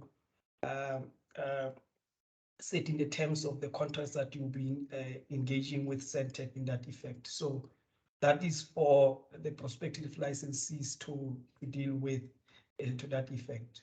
So I'll urge colleagues and the public to participate in the regulatory making processes to the extent that these comments that are valid needs then to be propelled at the right platforms so that it does not have to be placed at the end of the process, which is the licensing process. So herein, as the colleagues, when they were presenting the presentation, putting the presentation before you, they had outlined the regulatory framework that we rely upon in setting out the rules as contained in the ITPR. I hope that that helps in responding to that question of why did Centec be provided with 85% and issues of the cost to that effect. Thank you very much. Thank you for those valuable inputs, Davis. And maybe while you're still on the floor, then maybe just to address a question regarding the technical expertise and if pre-registrants are allowed to outsource that type of function. Yes, certainly. Obviously, if you then outsource that skill, that should then be evident in your submission to the ITPR, so that we can be rest assured that there is a deeper understanding of what we are doing, and also there's a deeper understanding of the technical aspects of you running the TV station. So outsourcing it, that will then have to then be evident in your submission as well, as part of your application, to say this is the people that will be assisting us on technical aspects, and these are sort of the skills that they are having and competencies to that effect. Thank you. Thank you, Davis. I think then let's hand over then to Ndondo and Katlego from the ICASA panel. Thanks, Chair. Maybe let me start with Molly on the issue of does ICASA play a role of an oversight role after an entity has been licensed? Yes, Molly, after an applicant or a registrant has been licensed, what happens is that we have a compliance unit within ICASA. After you are granted and issued with that license, you are allocated a compliance officer who would be in charge of issues of compliance, tracking issues of compliance with regulations, your license conditions, and then the compliance officer would do a station visit to the radio station to workshop the radio station on issues of how to adhere, how to go on air, the issues of code of conduct, what do you have in place in terms of your governance policies? Are you having challenges with those? How are you supposed to report to ICASA on an annual basis? Are you holding AGMs as required by your license condition? And also on an annual basis, there is a compliance report that is supposed to be submitted to ICASA or on a certain times. There are other aspects that have got to do with the manual regulation, which one of the compliance officers will talk to, as to take you over to say that we don't just hand over the license and let it be. There is a follow-up that is done to AT. If there is time for you to report on your AGM, financials, etc., then that compliance officer will follow through with you. And then we'll also do those station visits. And earlier on this year, our compliance unit was going around doing also those workshops in terms of compliance, especially after COVID, trying to check as to where are people at in terms of compliance, and reminding different licensees of their license obligations, and of course assisting where there are challenges. So that is the process that happens. We don't just leave licenses as they are. There is a follow-up. That is the oversight that happens. And then with regards to the issue of community involvement, you know, community involvement is very important, especially in terms of if you are going to register, Molly, you are at liberty to call those community meetings and inform your prospective listeners, your audience, your community about this project. And then, of course, you can do it in a whole number of manners.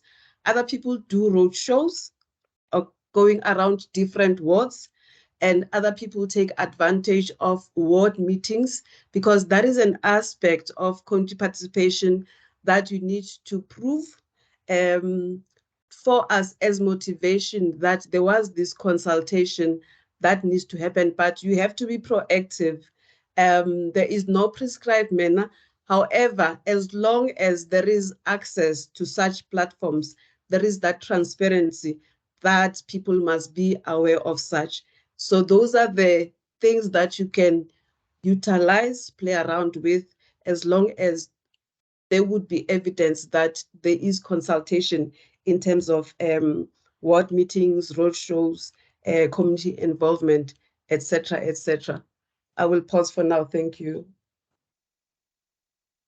Mr. Adams, thank you very much to Ndao. And the name is Lolly with an L.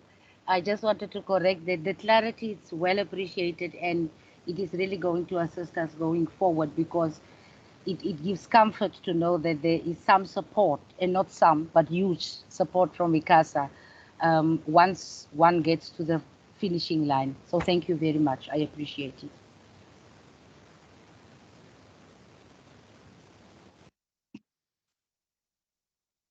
Thanks for those inputs, Lolly, and those inputs on Dondo.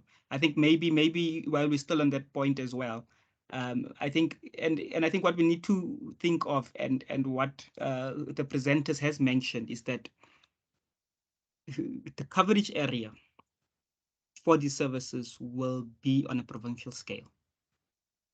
And obviously we do have an evaluation criteria, and we obviously assess, we'd assess the need, demand, and support. We'll obviously assess the programming. We will assess the business plans and funding. We'll obviously then assess the technical viability. Are you covering the proposed coverage area? If you're saying you want to cover Gauteng and you are providing stats for another province, it means that your intended service area is not that of Gauteng. And again, it obviously then opens up, the how do you address, or how do you reach the audiences of that particular province that you want to cover, because obviously one of the items that we'll be using is to establish who will be using the frequency to the best of its ability, who will be reaching, the most audiences, and keeping in mind that, this is not community radio, whereby the maximum coverage area in that instance, it can be a district, and you obviously then have the option, depending on the coverage area, to cover a specific community or to cover a specific local district municipality. But in this instance, you can only then get the entire province based on the way in which the network is designed. So I think we need to take that into consideration, and maybe just open up our minds as well, and try to reach audiences as well that are maybe not within our comfort zone or the community in which we are residing. I think then maybe just to hand over to Busi Siwe as well, just to give us some inputs with regards to compliance and oversight monitoring as well when it comes to radio stations once they are licensed. Good to you, Buse. Pascalis, I'm not sure, because Ndondo has covered it widely, just explaining the process which we take licenses through when we monitor compliance. So just to provide comfort to the colleagues that are on the call that will be applying for these licenses, immediately when you do get a license, we do get in touch And we do provide guidance and the necessary, we actually hold your hand for the first maybe 2 years, just to make sure that you are in a stable position, you understand what is required, you understand your license conditions and the interpretation of those conditions and how we monitor them. And we do hold workshops with the sector now and again, just to make sure that we are still all on one page. Yes, COVID might have slowed us down because we couldn't do those travels, and sometimes things get lost in translation during workshops because you are not free to express yourself even in your own language. So the reason we do physical and face-to-face visits is that people then feel comfortable in their own space, and we then conduct those visits and we monitor. So we don't just throw you into the deep end and let you sink on your own. We actually try and help you swim. Thanks, Pascalis. Thanks for those inputs, Busi. I saw Katleho's hand is up. Katleho, are you covered? I think. Let's give you the floor. No, I just wanted to answer. Registrants don't have to wait for the workshops, but it's very important that they go through the ITPR and ensure that they are complied with everything. Also, to make use of the checklist when submitting the application and use the provided email address. Thank you. Thank Katleho. Yes, like you had said, just to reiterate, we don't have to wait, but I think let's also not rush in making submissions, bearing in mind that the closing date is obviously the 12th of January, 2023. And we also don't want to, have applicants submitting late registration. So I think when it comes to project management, it's very important, that registrants do obviously study the ITPR, they are aware of what the requirements are, and they really pay close attention to detail without obviously compromising their application. So, like we said, in due course, we will then be hosting provincial workshops, and I think, yeah, we would recommend, that members of the public or interested stakeholders do attend these specific workshops. And we also know we're in a time of load shedding, etc., etc. And according to Murphy's Law, we'll have a stage 6 blackout on the 12th of January, knowing that registrants had ample time to prepare their submissions, to make that proof of payment or to make payment, and to get their ducks in a row. So I think maybe let's just practice, pacing ourselves and not rushing to make submission, but bearing in mind the closing dates. I think I'll hand over then to Ndondo just to wrap up on this one. Then we'll move to the next set of questions. Thanks, Pascalis. I actually wanted to address, I think, Joe, with regard to the funding matter. I don't know if we did address that one. Just to say, funding and financial planning is a very critical element in your submission, Joe. You have to be definitely fund ready. That is, you have to source your funding way before you even submit your registration. More especially in terms of television, it is quite an expensive exercise because now you have to have all of those equipments. You need to go out, develop your drama if you want to do that. People have to go out, your journalists to cover stories. You have to come back and edit. So I am sure that that aspect of funding business plan, your submission, your projections, they are very critical, because by the time you submit, we have to be really satisfied that when you are granted a license by a certain time, you would be able to launch the service. So that aspect, even though it's expensive, what is critical here and realistic is that you should maybe look into different avenues in terms of funding when you are submitting or when you're filling in your application, to really make sure that, okay, have I knocked at each and every possible door, any partnership that I can get in order that I can launch, in order that I could fulfill this promise that I made to the community. So the funding aspect, it's very important, especially for the television aspect of it. Thank you.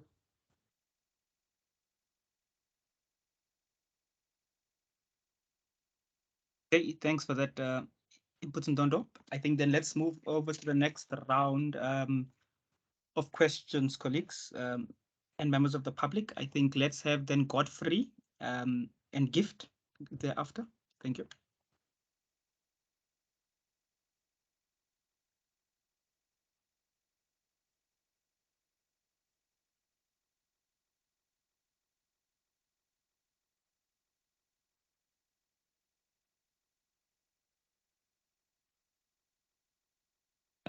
Over to you, Godfrey. I don't know if you're speaking on a muted mic.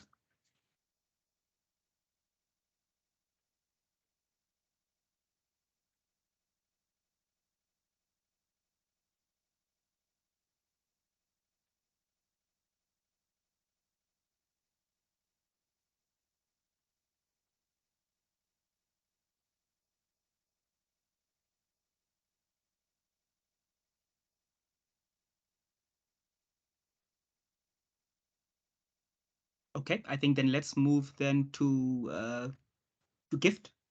Over to you, Gift.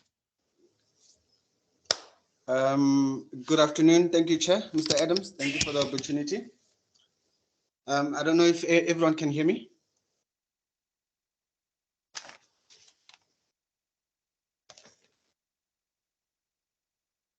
Hello? Everyone can hear me? Yes, we can hear you. Yes. Okay. I've got two questions. The first one, before I forget it, I don't know, there's a colleague who was just speaking now regarding the funding. Just a quick question there. The funding aspect, is it okay when one submits a letter of intent to fund if we do get the license, or you want proof of funding that is substantial to a point where you can see that money is available, or if I'm not, I don't know if I'm putting the question right today. Second question would go to Ndondo.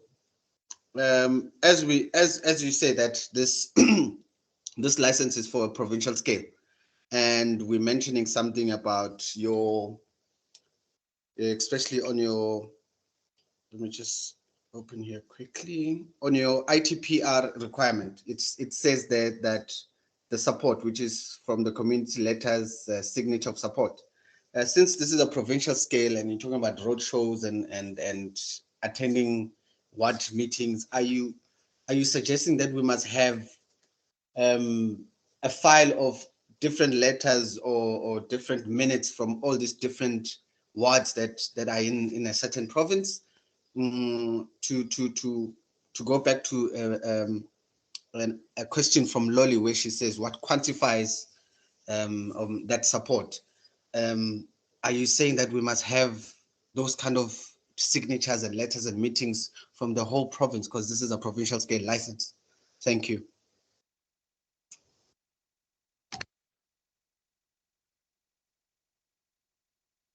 Okay, thanks, Gift. Maybe let's see if Godfrey is back.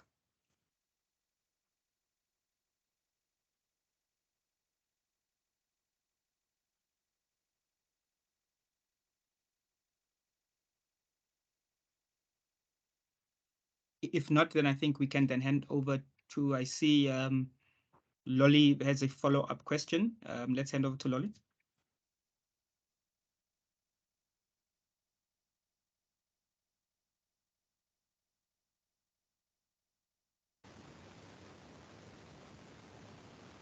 Sorry, Mr. Adams, I was speaking to myself. My apologies. By the way, I forgot to earlier indicate the television station I'm representing, which is Mopani TV. My question revolves actually also on a matter of, because we did apply and we got a decline letter, which the contents thereof raises the ambit for my question, and it revolves around the compliance matters of the board of directors to its own constitution. My question is how serious, because I can hear the oversight is strong from ICASA side, but when it comes to the adjudication or awarding of the license, how strict is ICASA on compliance of the board towards its own constitution?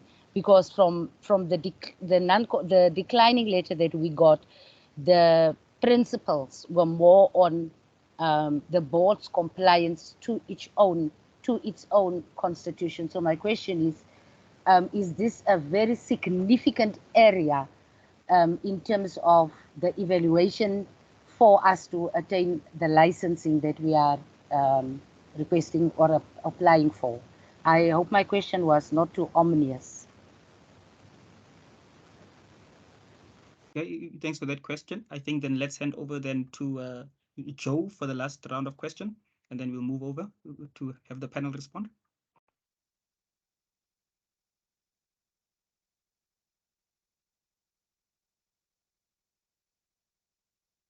Hello, can you hear me? Okay, there we go. Yes, we can. Good afternoon, panel. I have a couple of questions. I may be repeating questions that have been asked previously. I apologize for this because I was in court and I only managed to join the call late. Am I correct in understanding that this is not a call for applications for radio stations, but strictly for TV licenses, digital terrestrial TV licenses? There seems to be some confusion amongst my team in that there's a call for both radio and TV. Is there a recording of this workshop, and how can we obtain it? Someone mentioned something about the duration of the adjudication process from the 12th of January. Can you guys give us an estimate or indication of how long you guys anticipate the process to take before successful entities are actually physically licensed? And then there's some questions that we have around the call for proposals or submissions around corporate governance and operational policies. The question in the document is a bit not clear. Is this a question related? So they ask for corporate governance and operational policies, and also project reporting on management, governance, and finances. Can you guys give us an example of in what form you mean you need this, or is this more a question of, are we going to comply with the license conditions? Because the license conditions, from my understanding, touch on these points. So there's a bit of confusion on how to provide this in the application. And that's all I have. Thank you. Okay, thanks for those questions, colleagues. I think then let's then hand over to the ICASA panel to respond to some of these questions.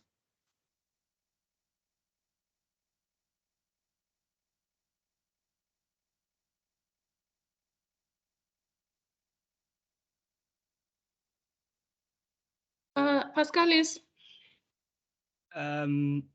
Is Busi? Yes. There was a question there by Molly regarding how strict we are with the monitoring the boss compliance with his own constitution. So can Molly just clarify, is she referring to the application process, or this is now post the license being awarded, because maybe, yeah, there might be, I'm avoiding to answer it from a compliance perspective, only to confuse things further. Okay, thanks, Busi. I think let's give Lolly then an opportunity just to provide some clarity. Certainly. Thank you, Mr. Adams. I was referring to, as I previously said, I'm from Mopani TV. So we did apply, and our first initial application was declined. And within the premises on which ICASA has declined the application was, for me, fundamentally placed on the board's compliance towards its own constitution in the application process, not post. The post application process where the license was awarded, you guys have clarified it sufficiently. I don't think there's any misunderstanding. Mine, it's on the internal process when there's an application that needs to be evaluated. Thank you.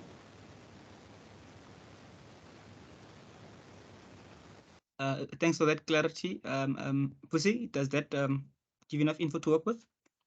Oh, You can yes, it respond? does. It does. It does. Okay. All right. Sorry, I think there were other hands before me, but I will just wait a bit. Thanks, Pascalis. Yes, I think maybe we can deal with this matter now. The floor is yours, Pussy. Oh, okay. Oh, okay. So you know, it's very important for applicants to just be aware that the reason why we have changed the way in which we license community broadcasters as opposed to what happened in the past is because of the challenges that we are faced with now in the sector, where governance is a big issue. And you find that usually it is that those governance challenges come from even before they even got the license.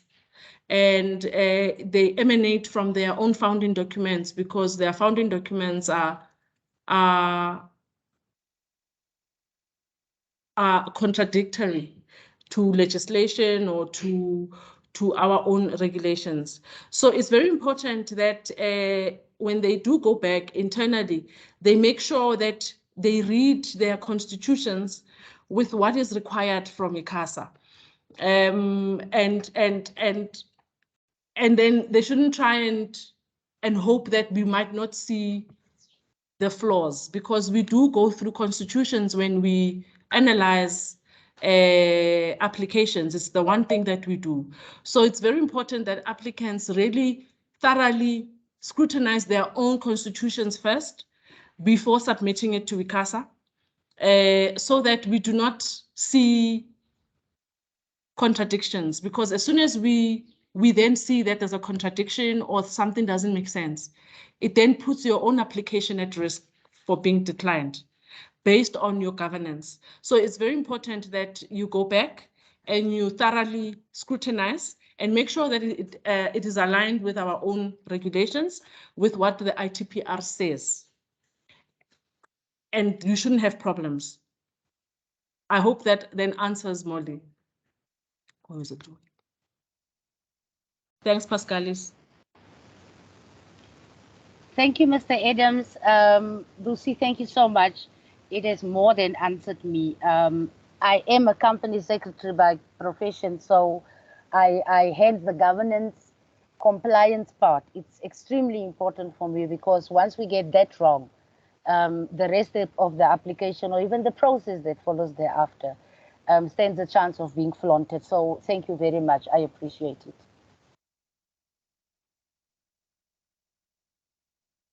Okay, thanks for those inputs, colleagues. Maybe then we can, yeah, I see Katlego's hand is up. Katlego, over to you to respond. Okay, I just wanted to add on the issue of the constitution. It's very important that the registrant's constitution is aligned with the community broadcasting regulations, issues of the membership, the 51% quorum for AGM. Those are very critical issues. So to just answer to what Loli has raised, those are very critical issues to ensure that you demonstrate your community development and also the projects reporting on management and governments and finances. So yeah, the process is quite strict. Thank you. Thank Katlego. Are there any other panel members that wants to have a bite of the questions as well? I think maybe let's then look at the questions from Joe. Is this a call for TV or sound? This is a call for TV. The call for applications for sound that closed on the 30th of June 2022. And yeah, like we had said in the beginning, we are still considering those applications. We have sent acknowledgement letters. We will be publishing a notice in due course of the applications that were submitted in line with the ITPR. With regards to the recordings, yeah, as well, if there was another one that was answered as well, what we will do, if you can provide your email addresses in the chat box, we will then copy all those email addresses and send the presentation to all the attendees, and we will then obviously have an internal discussion with our communications department with regards to the recordings and what is the best approach to share the recordings. Knowing as well the size of the recording might be it might be massive as well. So we will have internal discussions on that one. And then with regards to how long is the licensing process, so I think if we refer back to the regulations, and in particular the community broadcasting regulations of 2019, it's obviously broken down into two phases. It is phase 1 and phase 2. With the pre-registration phase, and colleagues can correct me if I'm wrong, is 90 working days for us to consider the pre-registration application. Knowing obviously this is a competitive process, you know, there's like we had said, for the sound process, we've received in excess of 100 applications.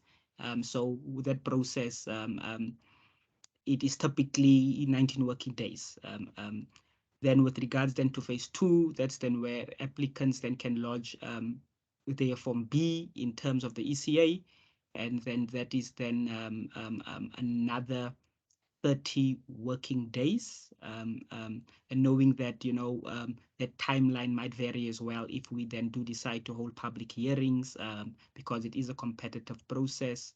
You know, we know that there's obviously in phase 1 as well, there's a window that's open for applicants to submit written representations, or members of the public to submit written representations and responses to the applications that are lodged. So there's also another set of dates or days that are obviously given to that activity.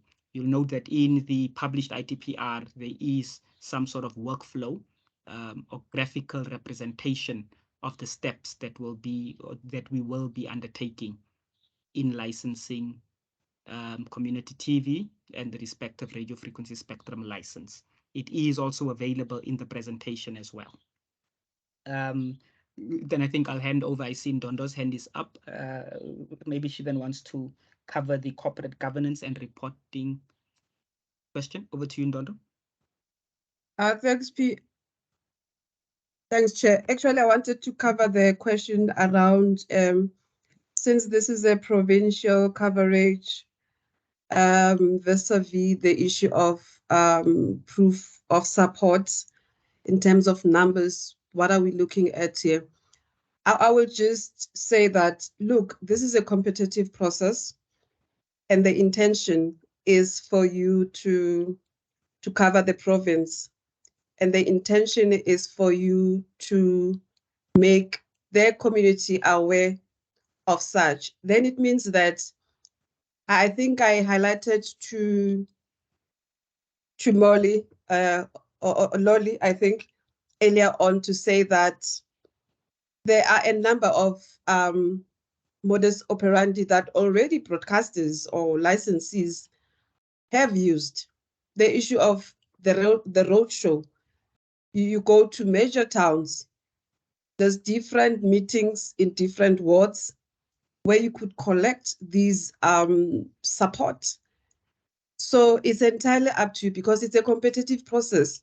So the ball is in your court really to say that at least are people in different wards, major towns or those areas are aware, and then you can be able to then motivate with your letters of support, signatures of support. As Bongiwe said, that you cannot submit one letter of support and think that it is representative of your entire prospective or your prospective coverage area. So those are the things that you definitely need to sit as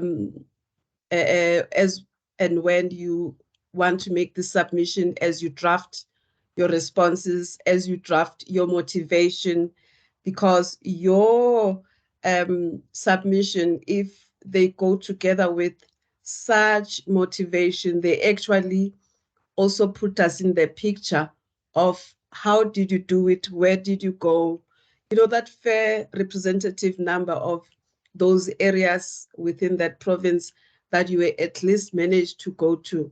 So hence I'm saying that the ball is in your court. Other people have done it. Also, probably it's imperative to go to already licensed community broadcasters and ask how did they do it. And then that is part of the research that you need to do by yourself. Thank you.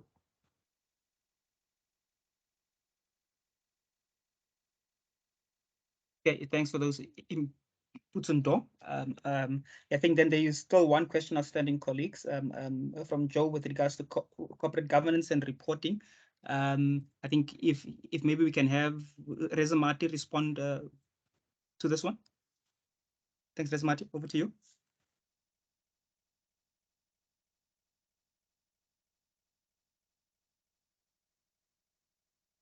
Okay, thank you, Chair. And I just want to emphasize what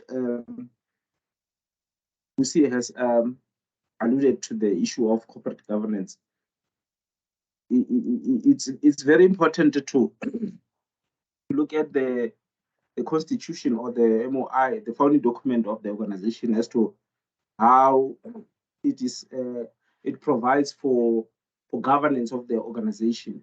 Like, as we would ordinarily consider the powers of the board of directors, that the ones that are the accounting, not necessarily the accounting authority, the authority that takes decision on behalf of the organization. So in that regard, we would like your constitution or MOI or whatever founding document you might be using to reflect on those issues, to ensure that in the institution or in the organization there is accountability with regard to, like, for instance, in the station management, where in the station manager and other managers would have to report to the board as to the day-to-day running of the organization. So in that regard, it's important to have that kind of structure to demonstrate that there's a level of accountability in that respect.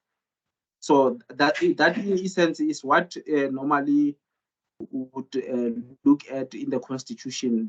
Does it reflect those kind of issues? Thank you.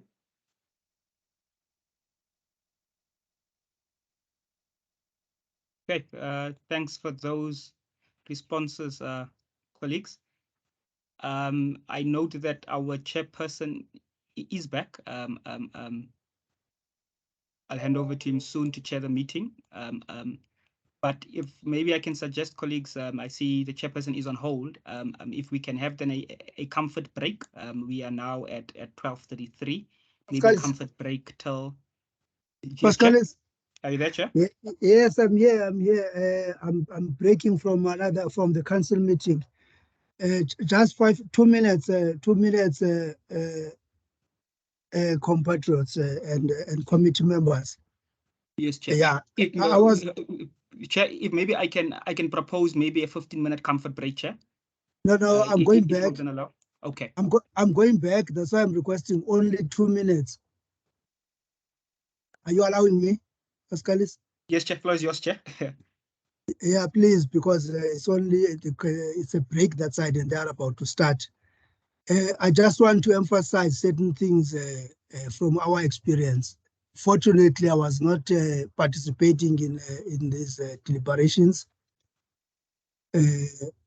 Fortunately, so just experience. Legal status stakeholders. When we say an entity who is applying, you must really answer who is applying, respond to that. Who is applying? Is that entity a relevant entity that you are using? It is about the battles of communities. Which entity are you using?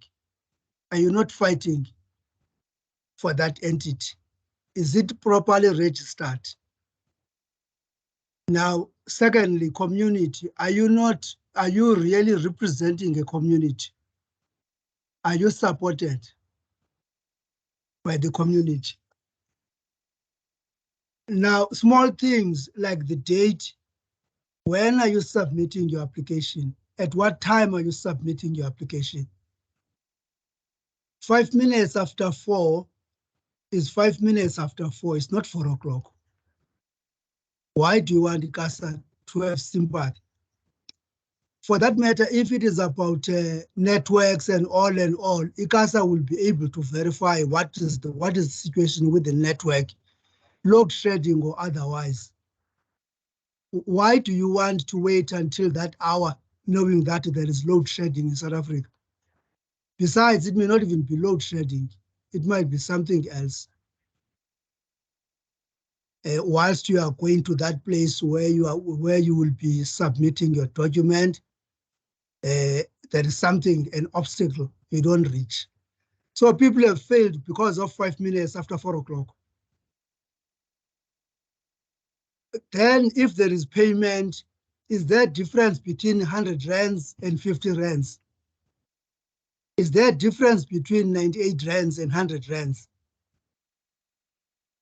If there is a difference, is it important for you to consider that difference of 2 rands? Or you think ICASA will accept it because the difference is 50 cents? This is how people have failed. For those who tried to submit applications, I think we need to encourage you to go and rewrite that application. Possible, some of the example I gave some time ago, possible some of the people you listed there as your friends supporting your application are no longer supporting that application. They will instead submit representations against your application. So it's not helping you if you are going to take that old application and then you simply submit to ICASA and you change the date if the content is betraying your purpose and objective. Now, there's a frequency issue. You have had it. You are submitting, but we don't know who is going to be assisting you with the frequency. Please let us take this process very, very seriously. Why do you want to pay a couple of thousand rands when you know that your application is substandard? You need to get that frequency. You need to get that application for your community, but you need to respect this process. If you want an ID or a passport, I guess you go to Home Affairs with all the papers. Otherwise, Home Affairs will tell you to go back. That is my little contribution then to this workshop of today. You will get more detail when we visit provinces, as I said, but if you can't know difference between 4:30, 5 minutes after 4, and the rands I quoted, and your legal entity is sick, you are not going to win. Pascalis, thank you so much. All the best when you apply. Thank you, I'm gone. Thanks, Chair. So colleagues and members of the public, maybe this then is a perfect opportunity, maybe just to take that comfort break. If we then can resume again at 12:55, 5 minutes to 1, then we'll continue with our journey for the next hour for the last set of questions. Thanks, colleagues.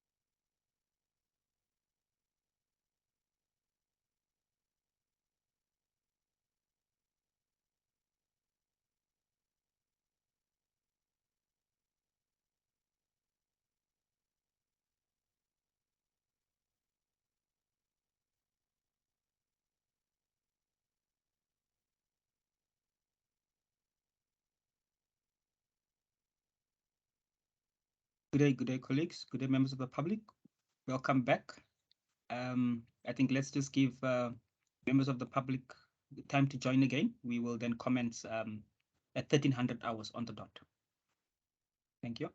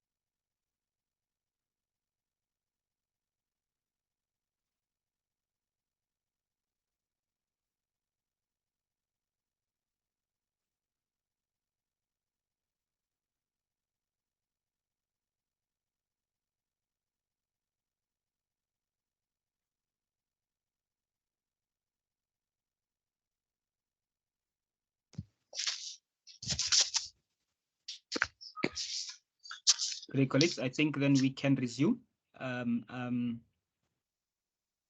If we then can start with the next round of questions. I see that there is a couple of hands up. If we can then hand over to Massive Nation, Dimitri, and Innocent in that order. Thank you. Thank you very much for the opportunity once more, Chair. I hope I am audible enough. I'm from Massive Nation. My name is Mpo, and I have a question around the issue of the requirement of a registered NGO rather that has 2 years or more of operation within the community. Now, my question is it possible to do a collaboration of some sort between an online radio station and a particular NGO that already exists for the purpose of applying and acquiring a radio frequency license? And also, if it is possible, then what kind of agreement must be there between that particular NGO and the station that is hoping to acquire a radio frequency license? And yeah, that is all. Thank you very much.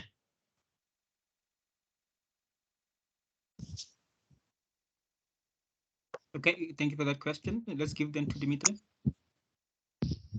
Thank you very much, Chair.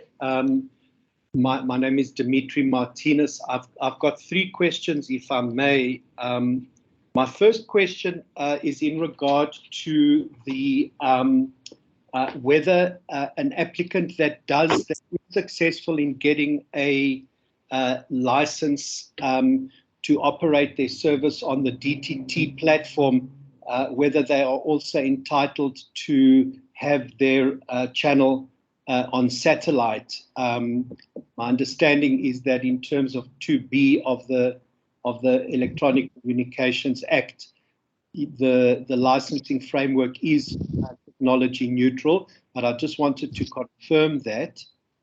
My second question has to do with, and if you could please confirm that we're talking about capacity on multiplex 1, in terms of ICASA's DTT regulations, the 2012 regulations. And in that regulation, it states that 15% of MUX 1 is, will be assigned for community TV licenses, the 85% being for the SABC. Now, I'm not strictly speaking technical person, and maybe somebody among your team is a technology person or is able to address the question. But if we take 15% of a MUX, which the capacity is, I understand, 33 megabits per second. In other words, you can have so many channels. Let's just say a video channel needs between 2 and 4 megabits per second. Now, that's a standard definition channel. Does that mean that actually there is only space for maybe 1 or 2 community TV channels in an area, a coverage area of a transmitter?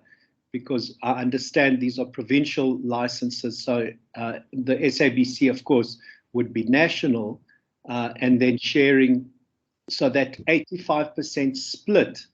If I do just a rough calculation, it would space for maybe 1 or 2 standard definition channels in any one province that's sharing the MUX with the SABC.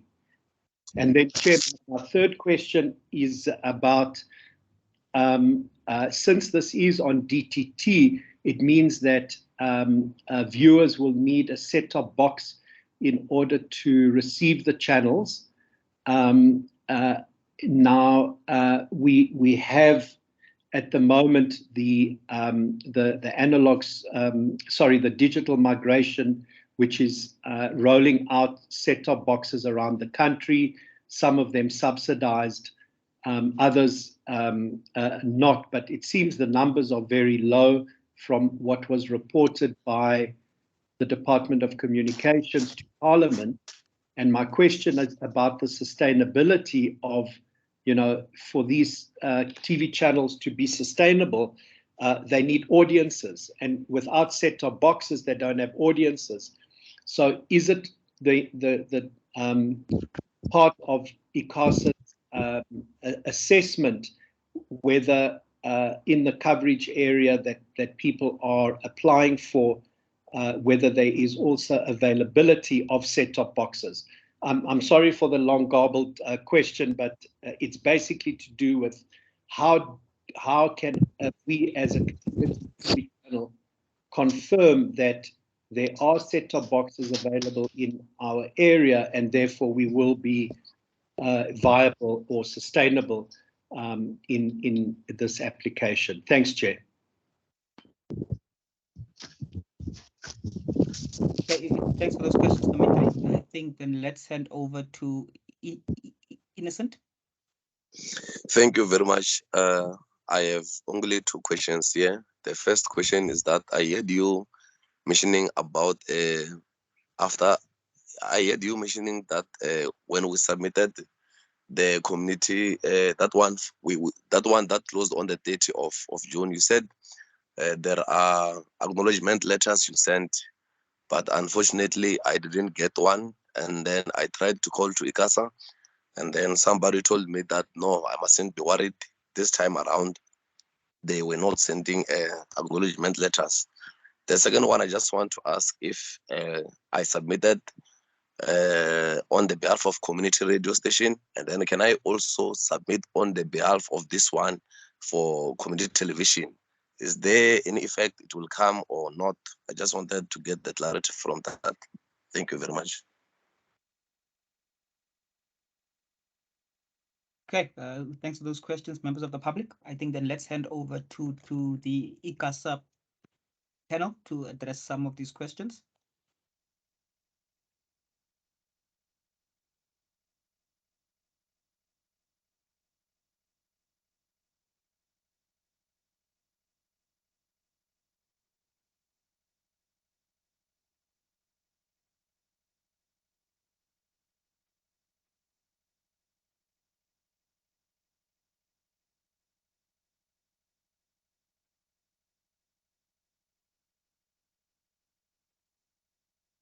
I think in the absence of any hands, okay, I see, but Rezamati has his hand up.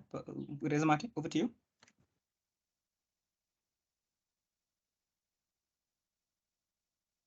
Just want to ask, I just want to answer the first question from, I can't remember who was the first to ask a question, but I remember he was asking in relation to a 2-year entity, whether is it possible that it can be borrowed from an NGO for the purpose of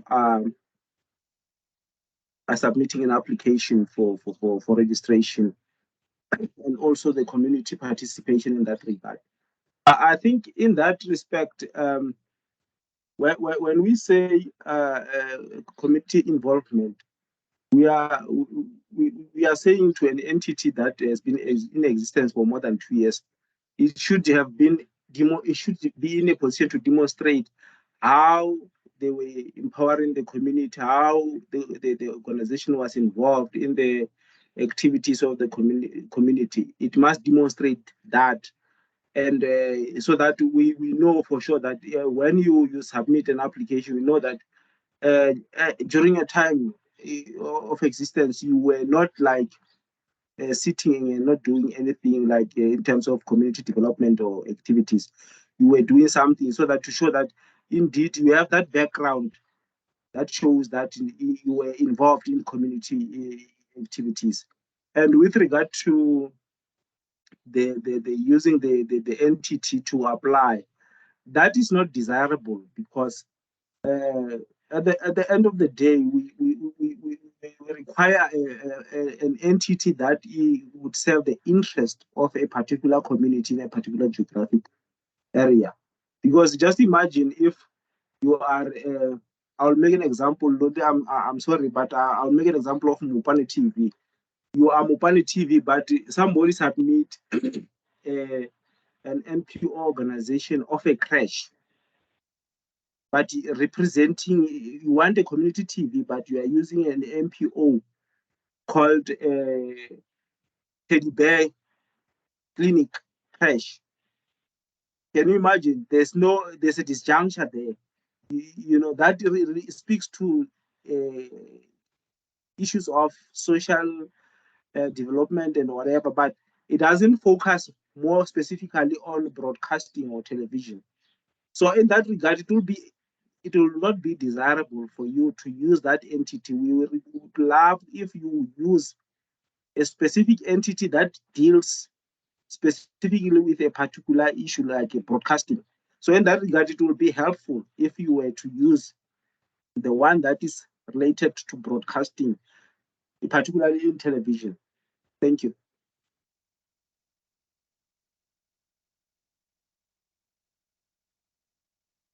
And there's then another hand up by Spear. Over to you, Spear. Thank you, Chair. Can I just also add to what Rasamada has just stated? I think with regards to using another entity or encouraging 2 or 3 entities to join hands and use the entity of one NGO that has been in existence to apply, I think it's certainly not encouraged, and I think it's certainly not acceptable. I think I'd like to just take it back a bit and remind members of the public and applicants that if you go back and look at the current regulatory framework for community broadcasting, if you go back to the initial document that was published, which is the discussion document, not just the regulations, you would look at a number of challenges that were existing in the sector, and which that process that was undertaken then was trying to rectify. We've had plenty challenges that deal with compliance, and under compliance there were various challenges. Some of them just dealt with corporate governance in general. So you would find that there would be disregard of stations of community participation, disregard of the mandate, disregard of founding principles, and all sorts. And if you look back at why there was such A huge challenge around compliance and disregarding of that is that either the board at the time or management was led by people who were not rooted within the community. It was not led by a team that had worked with the community on various other projects before, but it was those who came and saw an opportunity to use the stations for whatever purpose. So, which is why then ICASA embarked on a process and came up with a new guidelines that said, this is what we need. If indeed the station is about for the community, is about the community, started by the community, for the community, then we need to ensure that your sole interest is not necessarily in running a community station, which for others it might be seen for popular means, for others it could be seen as a financial vehicle to do something. So it needed to be then led by a team that literally were rooted in the community, understood the community's challenges, but also had went around and said to the community, is there a need for such a service, which is why we then said you needed to have at least 2 years being a part of an NGO or an NPO. And you could have done that in not any other specific NGO, but it could have been any other. But what was important is that you are rooted in your community, you understand how a community works and what it needs. But also, if we were to encourage that, we would then have a bit of challenges as well, because who will be leading the team that will lead this? But also, when you look at some of the checklist issues that we have raised, issues of projects that you would have done to show that indeed you understand corporate governance, to show you've dealt with projects and others, who's going to submit, who's going to take accountability.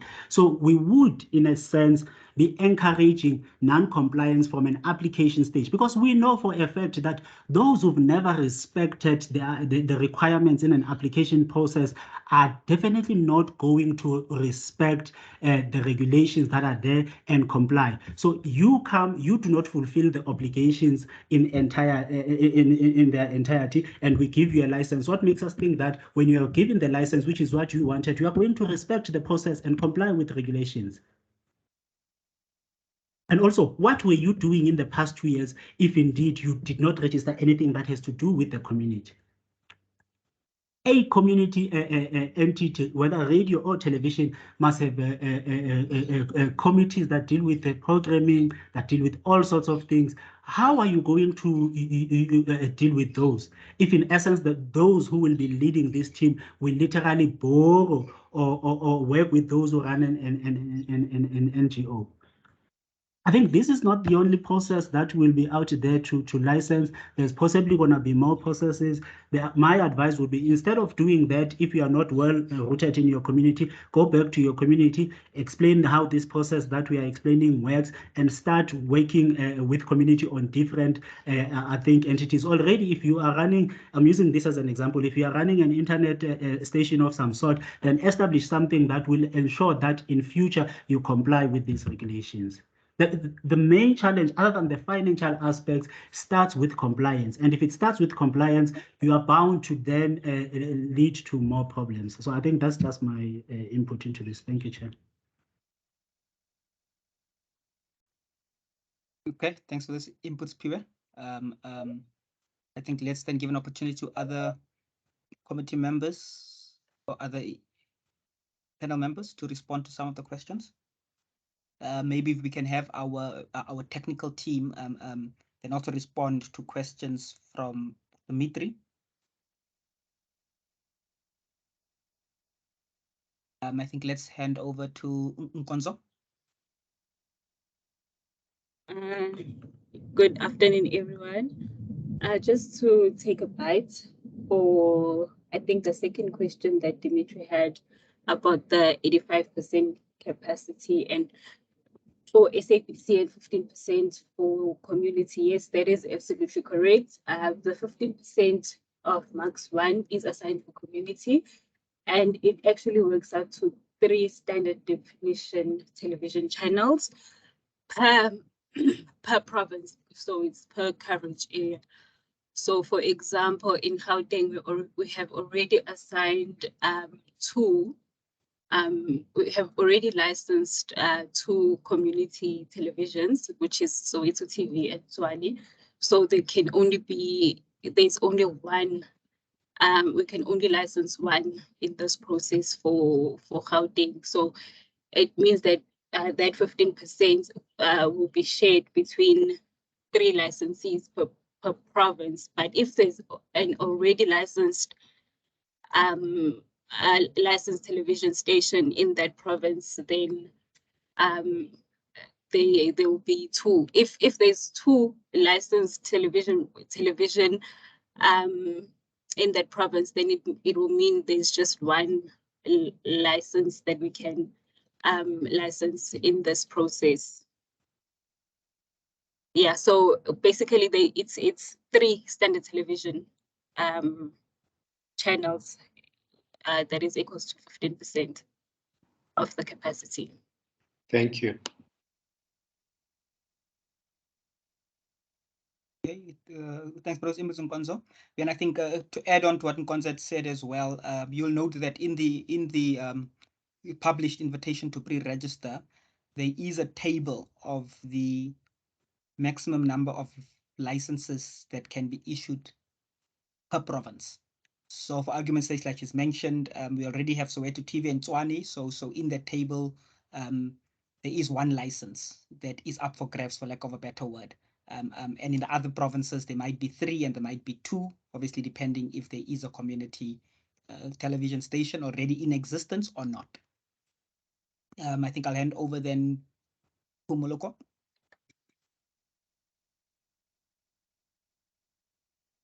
Thank you, Pascalis. Just to answer the last question from Dimitri with regards to set-top boxes, if it's really sustainable for us to continue with this process, whereas we know the numbers are low.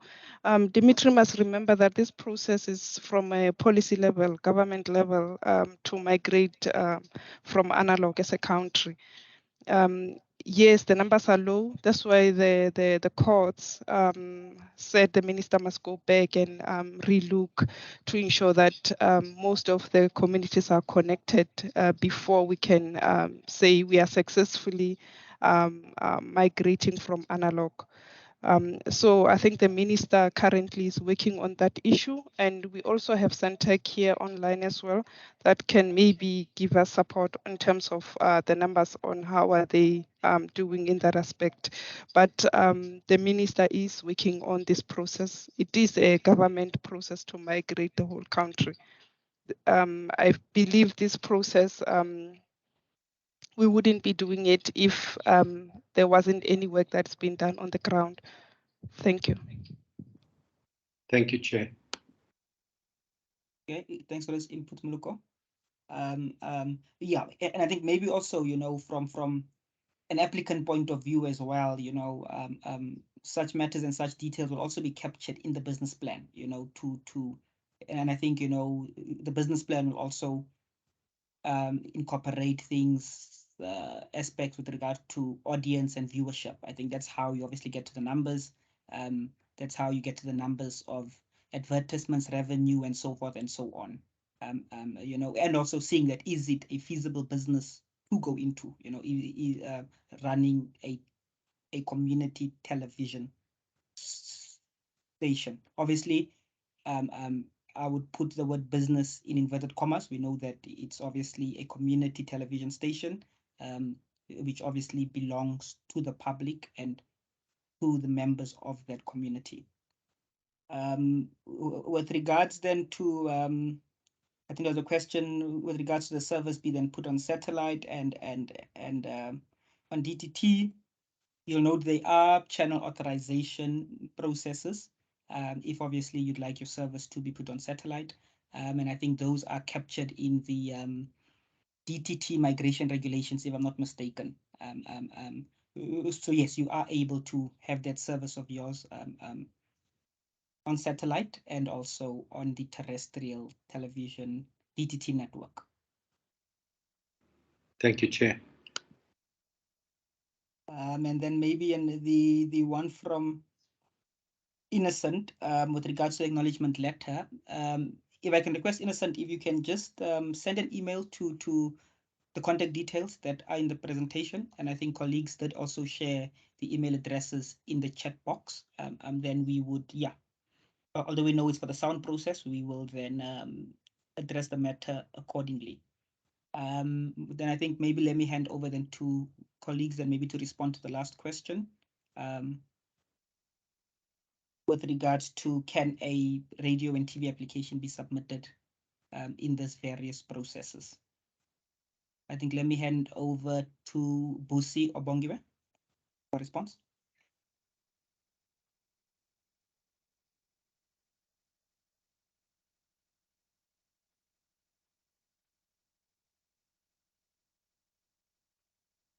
Hi, Pascalis. Apologies, I didn't get what you said. With the last question from Innocent with regards to the submission of applications for both the sound process and the radio process. Is applicants allowed to submit applications in both processes?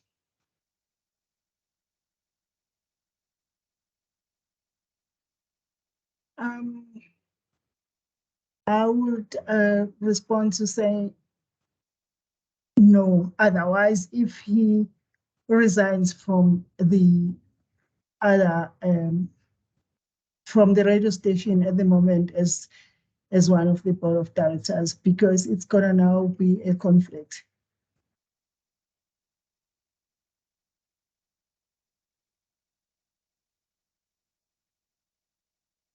Okay, thanks for that response, Bongiwe. If we then can,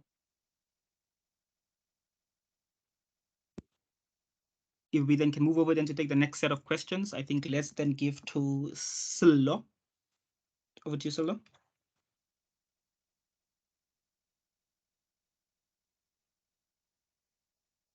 Good afternoon, how are you? Hello? Good, thanks, and yourself? We can hear you. The floor is yours. Okay, thank you so much. Thank you for the opportunity to participate in this session. My name is Silo Molefe from Joburg TV. In as far as funding is concerned, or commitment to funding, if an NGO comes with a letter of commitment from a private partner with an expectation on getting some returns on their investments, is that allowed, number one? And number two, because this is a community television station approach, the business plans, business plans by nature are commercial, and you really want to have a business plan where there's going to recoupment of whatever has been invested. So I haven't done this community television application before. So I'm just wondering, as far as things like how do you come up with your commercial advertising rates that you need to put in the business plan itself? How are you going to deal with such in such an application? So I just need clarity on that. And in as far as the allocation of this new television opportunities in Gauteng, you mentioned Tswana TV and Soweto TV as already existing.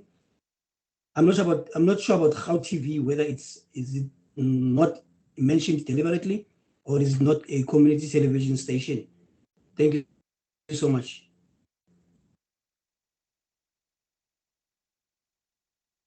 Okay, thank you for that set of questions. Silo, we then can move over to the next set of questions. Maybe we can hand over Mteti Eli.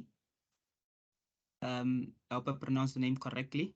I think we'll skip Massive Nation for now. I think let's just afford other members of the public to have a bite at this as well. Then we'll circle back then to Massive Nation if we do have time. Thank you.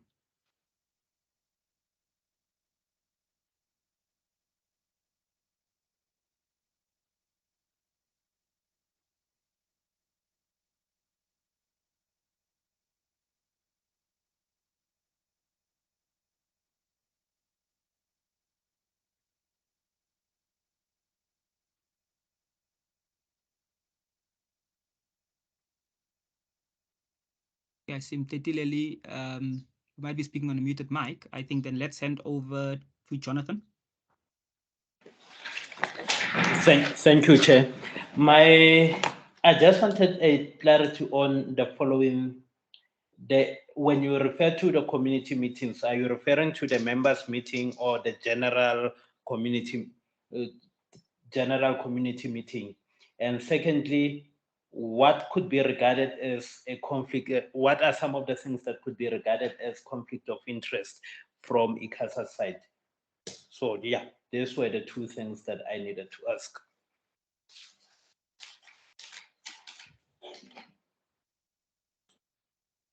Okay, thanks for those questions.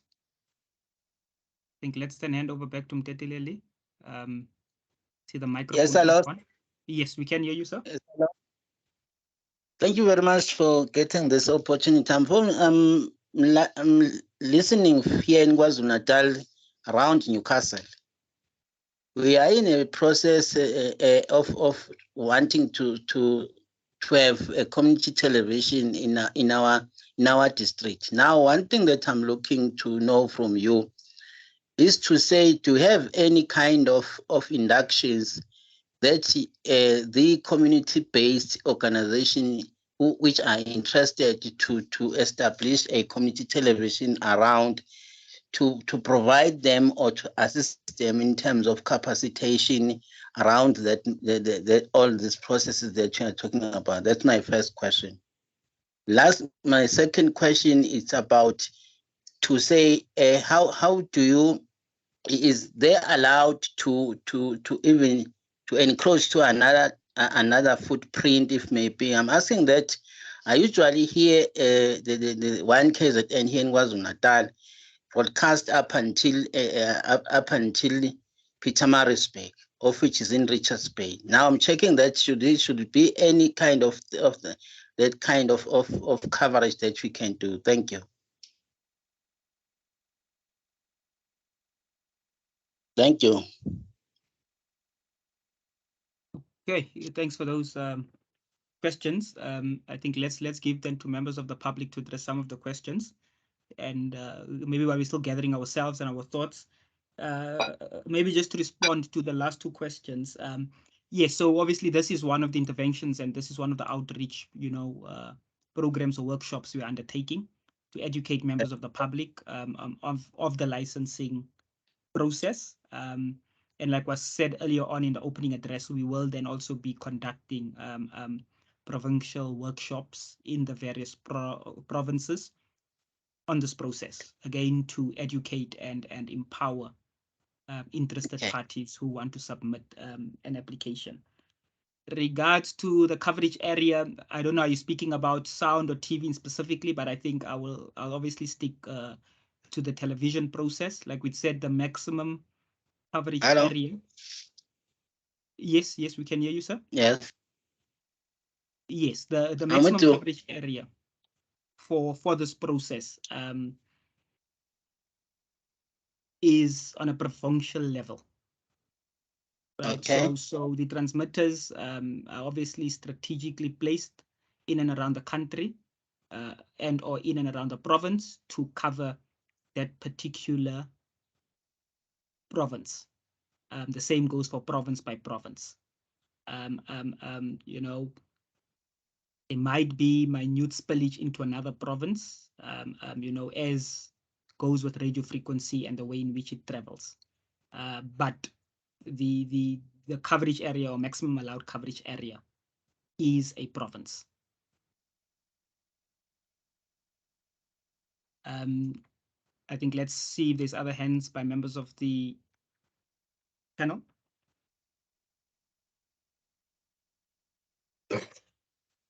Yes, Ms. Motsepe, over to you. Thank you, Mr. Adams. Yes, one KZN is licensed to provide services in KZN.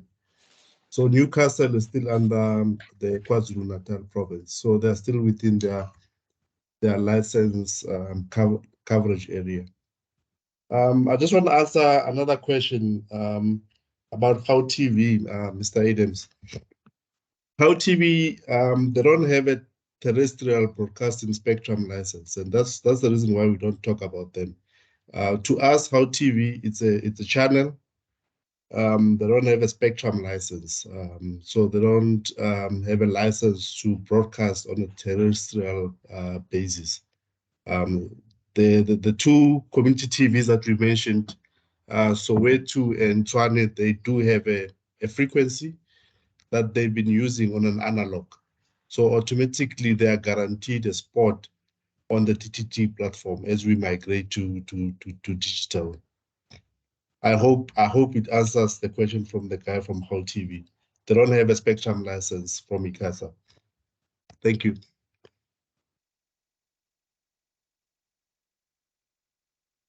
Okay, thanks for those responses, Mr. Motsepe. Colleagues, is there any other responses?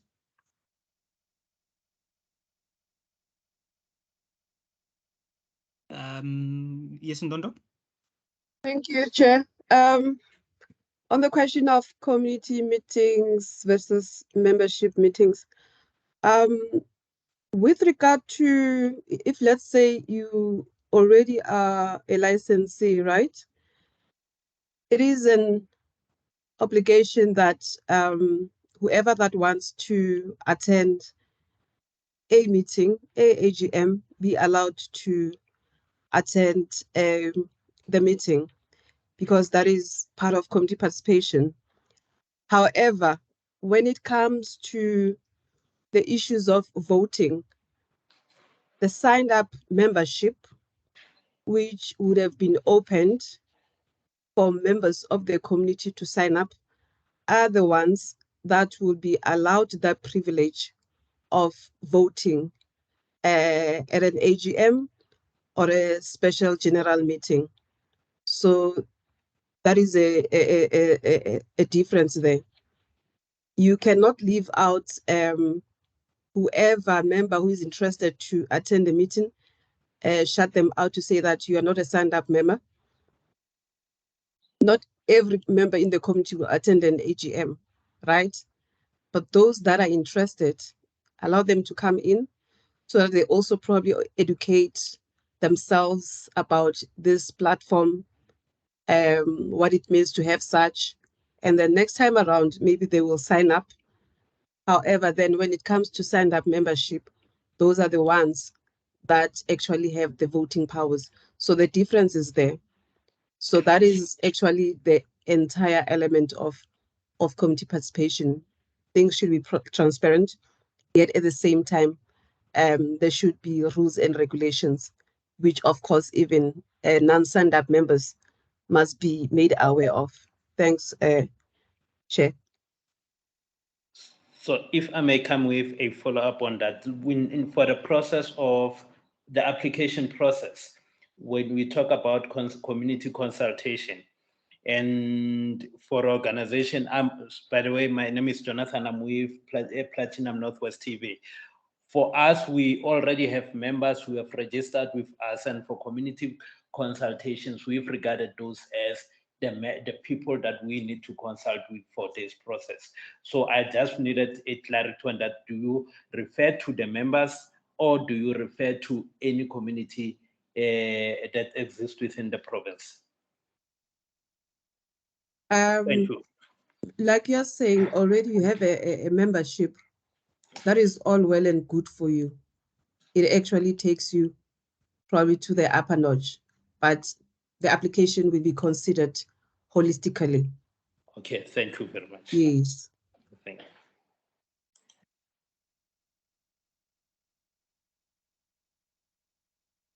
Okay, thanks for those responses, Ndo. I think that clarifies some matters. Then maybe, colleagues, if we then can have responses, I think to Sila's question as well, regarding letter of commitment from funders, and business plans being commercial in nature and so forth.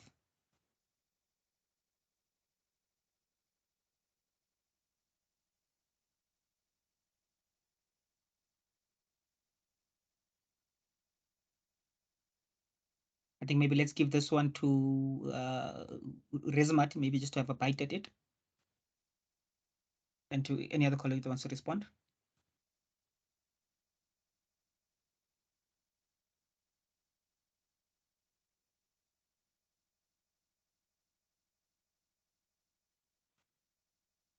Thank you, Mr. Adams. I think with regard to commitment of funding, it's important to have that in the application because, like for instance, applicants would have sponsorship, donations, and so forth. Then they must indicate in the application, like for instance, if there's someone, a business person in the community who wants to assist the station in terms of funding, like commitment of funding can come in the form of a letter of commitment from that kind of, from the business person or whoever who wishes to assist in that regard, to show that indeed if you were to be issued with a license, you'll be having funds to commence broadcasting, because there is a problem where you find that one would say, I'll be getting donations, I'll be relying on subscriptions, but there's nothing that is tangible in that regard, and you find that this person doesn't have finances at all to start broadcasting. Then you issue the organization with a license. Then once the person is supposed to commence broadcasting, it's a struggle for that person to commence broadcasting. That's the reason why there was a review on the licensing process and procedure, Rex, because they were in the past, as we were licensing as and when you submit your application. We were not doing the same as we are doing, as we would publish an invitation to apply. In that regard, you find that like from 2015 until towards 2018, it's like there were licensees that were issued with licenses. Some, even as we speak, they haven't even commenced broadcasting. Year in and year out, when their license is due for renewal, they will submit an application for renewal, or they will even apply or send a notification to compliance to say, can we be given an extension?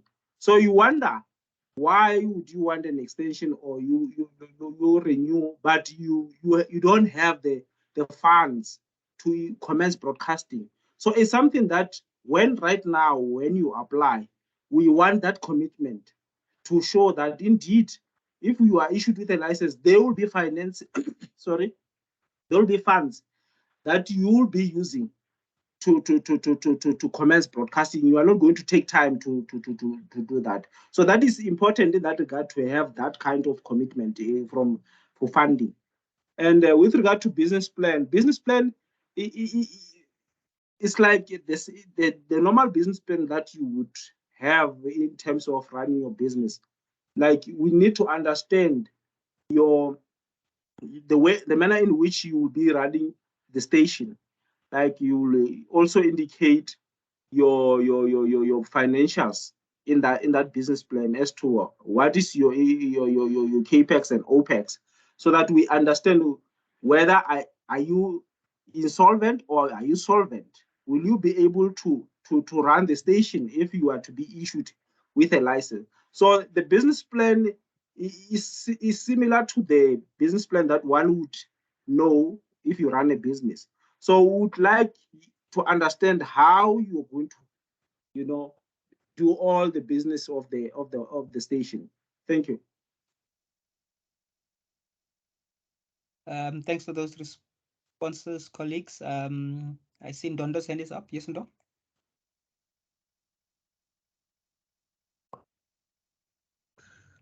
Also, on the flip side of it, because I think Silo mentioned the issue of contract with another business, those partnership agreements, right? So I think in the standard terms and conditions, there is a requirement that if you have such contracts, it then means that when you submit, you have to also submit the contract that you'll be entering into with your partner, so that ICASA can get to scrutinize the contract as to ensure that the person with heavy pockets doesn't do at some point a subtle or a hostile takeover at some point, because this is another challenge that we've had with those contracts, financial contracts to be specific. So that is very important, so that we also know that from the compliance side, our compliance unit won't be chasing against the people with big money. And then, of course, the community broadcasting licensee, because of this challenge of not having enough funds, won't be able to protect themselves. But then if that contract is entered into, it's an obligation to actually submit it to the authority so that it passes that test as per the standard terms and conditions. So if you could also go into the standard terms and conditions, maybe someone from compliance can also further assist with this aspect as to put you into the picture of what should happen with regard to such partnerships. Thank you, Chair. Thanks for those responses on Dondo. I don't see any other hands to take the floor from an ICASA side.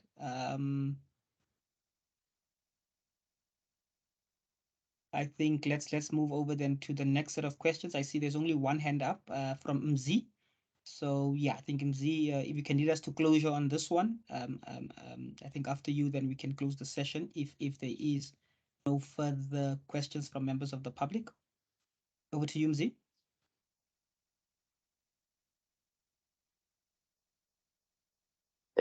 Just a quick one question. I'm from the Northern Cape, wanting to still understand if you still have the 3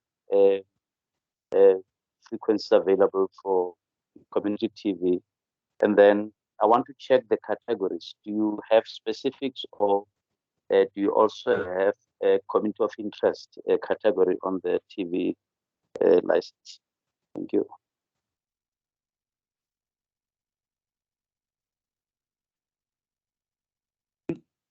So I think maybe to respond to those questions, Mzi, yeah, so I think maybe let's not be confused by the three frequencies available. It is obviously 3 licenses that can be awarded in the Northern Cape province, and obviously, like we had said, it is obviously carried by Centec, and it will be part of that 15% that is in the term we call Max 1. With regards to the community of interest, you'll note that the application form makes provision for you'll obviously classify what kind of community is it. Is it a geographically founded community, or is it a community of interest? I think one of the presenters that mentioned earlier on that you obviously need to indicate, the nature of the community. Is it geographically founded, or is it a community of interest? Did you have a follow-up, Mzi? As your hand is still up? Are you covered? No, I'm covered. Thank you so much. Okay, thank you. I think then let's then give Sello. I see Sello has his hand up. Let's then afford Sello opportunity. Then this will be the last question. Just a last. Thank you. Yes, it's a very short one. Are these licenses convertible? I haven't read the Broadcasting Act or Broadcast Act, but now we're moving into the digital space. Your DTT policies also changing. Is there any place where perhaps into the future you could convert a community TV license into a commercial license? Thank you.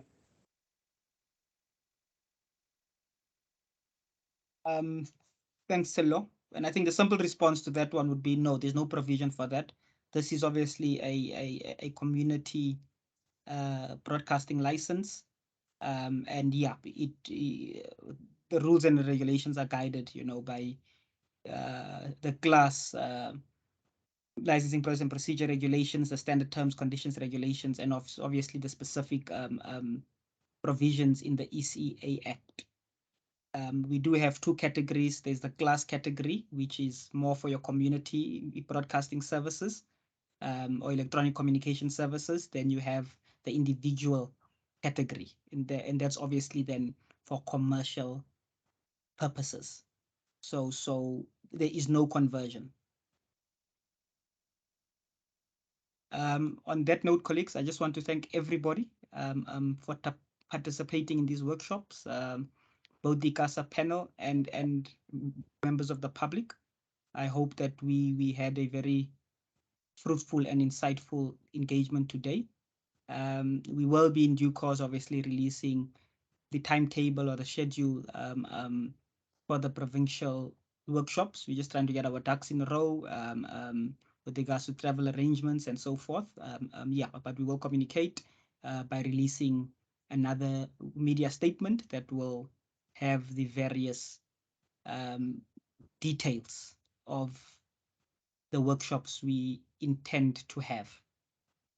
On that note, in the absence of the chairperson, I officially, yes, before you close, in the chat box, there seems to be questions that have been put in the chat box. Perhaps you might exclude those questions. Maybe they are vital for members of the public to also, know about those answers. Maybe I was suggesting that we deal with those questions that are in the chat box before we can close. Okay, I've noted that some of our colleagues, they have been manning the chat box. So I think most of those questions were responded to, unless there's a specific one, Rezamati, that you'd like to touch on. I see the one from Mr. Robert Makatu, where he's saying we have seen an overlapping of community radios in certain areas, resulting in stiff competition, which for a limited advertising. This is because one area were not sufficiently economically active to attract advertisers. What are initiatives in the new licensing framework to address this? That's the question. I'm not sure if it has been answered. Thank you. Okay. Thanks, Rezamati. Colleagues from ICASA, there you have it. That's the closing question, colleagues. Any responses from that one? Mr. Adams, I think we have shared our email addresses. They can just send us an email. I see that question is more related to sound than TV. Okay. So it's not related to this process. So if I don't know, the person who raised it, if they can just, there's our email addresses there, they can send us an email and then we'll try to address it separately. Thanks for that response, Mr. Motsepe. Colleagues, on that note, we will share the presentation to the various email addresses that were shared. And yeah, any of the questions related obviously then to the sound as well, I think they can be directed to that personnel, and then ICASA will respond accordingly. On that note, colleagues, I declare the meeting closed. Thank you. Thank you, everyone. Thank you. Thank you, Chair.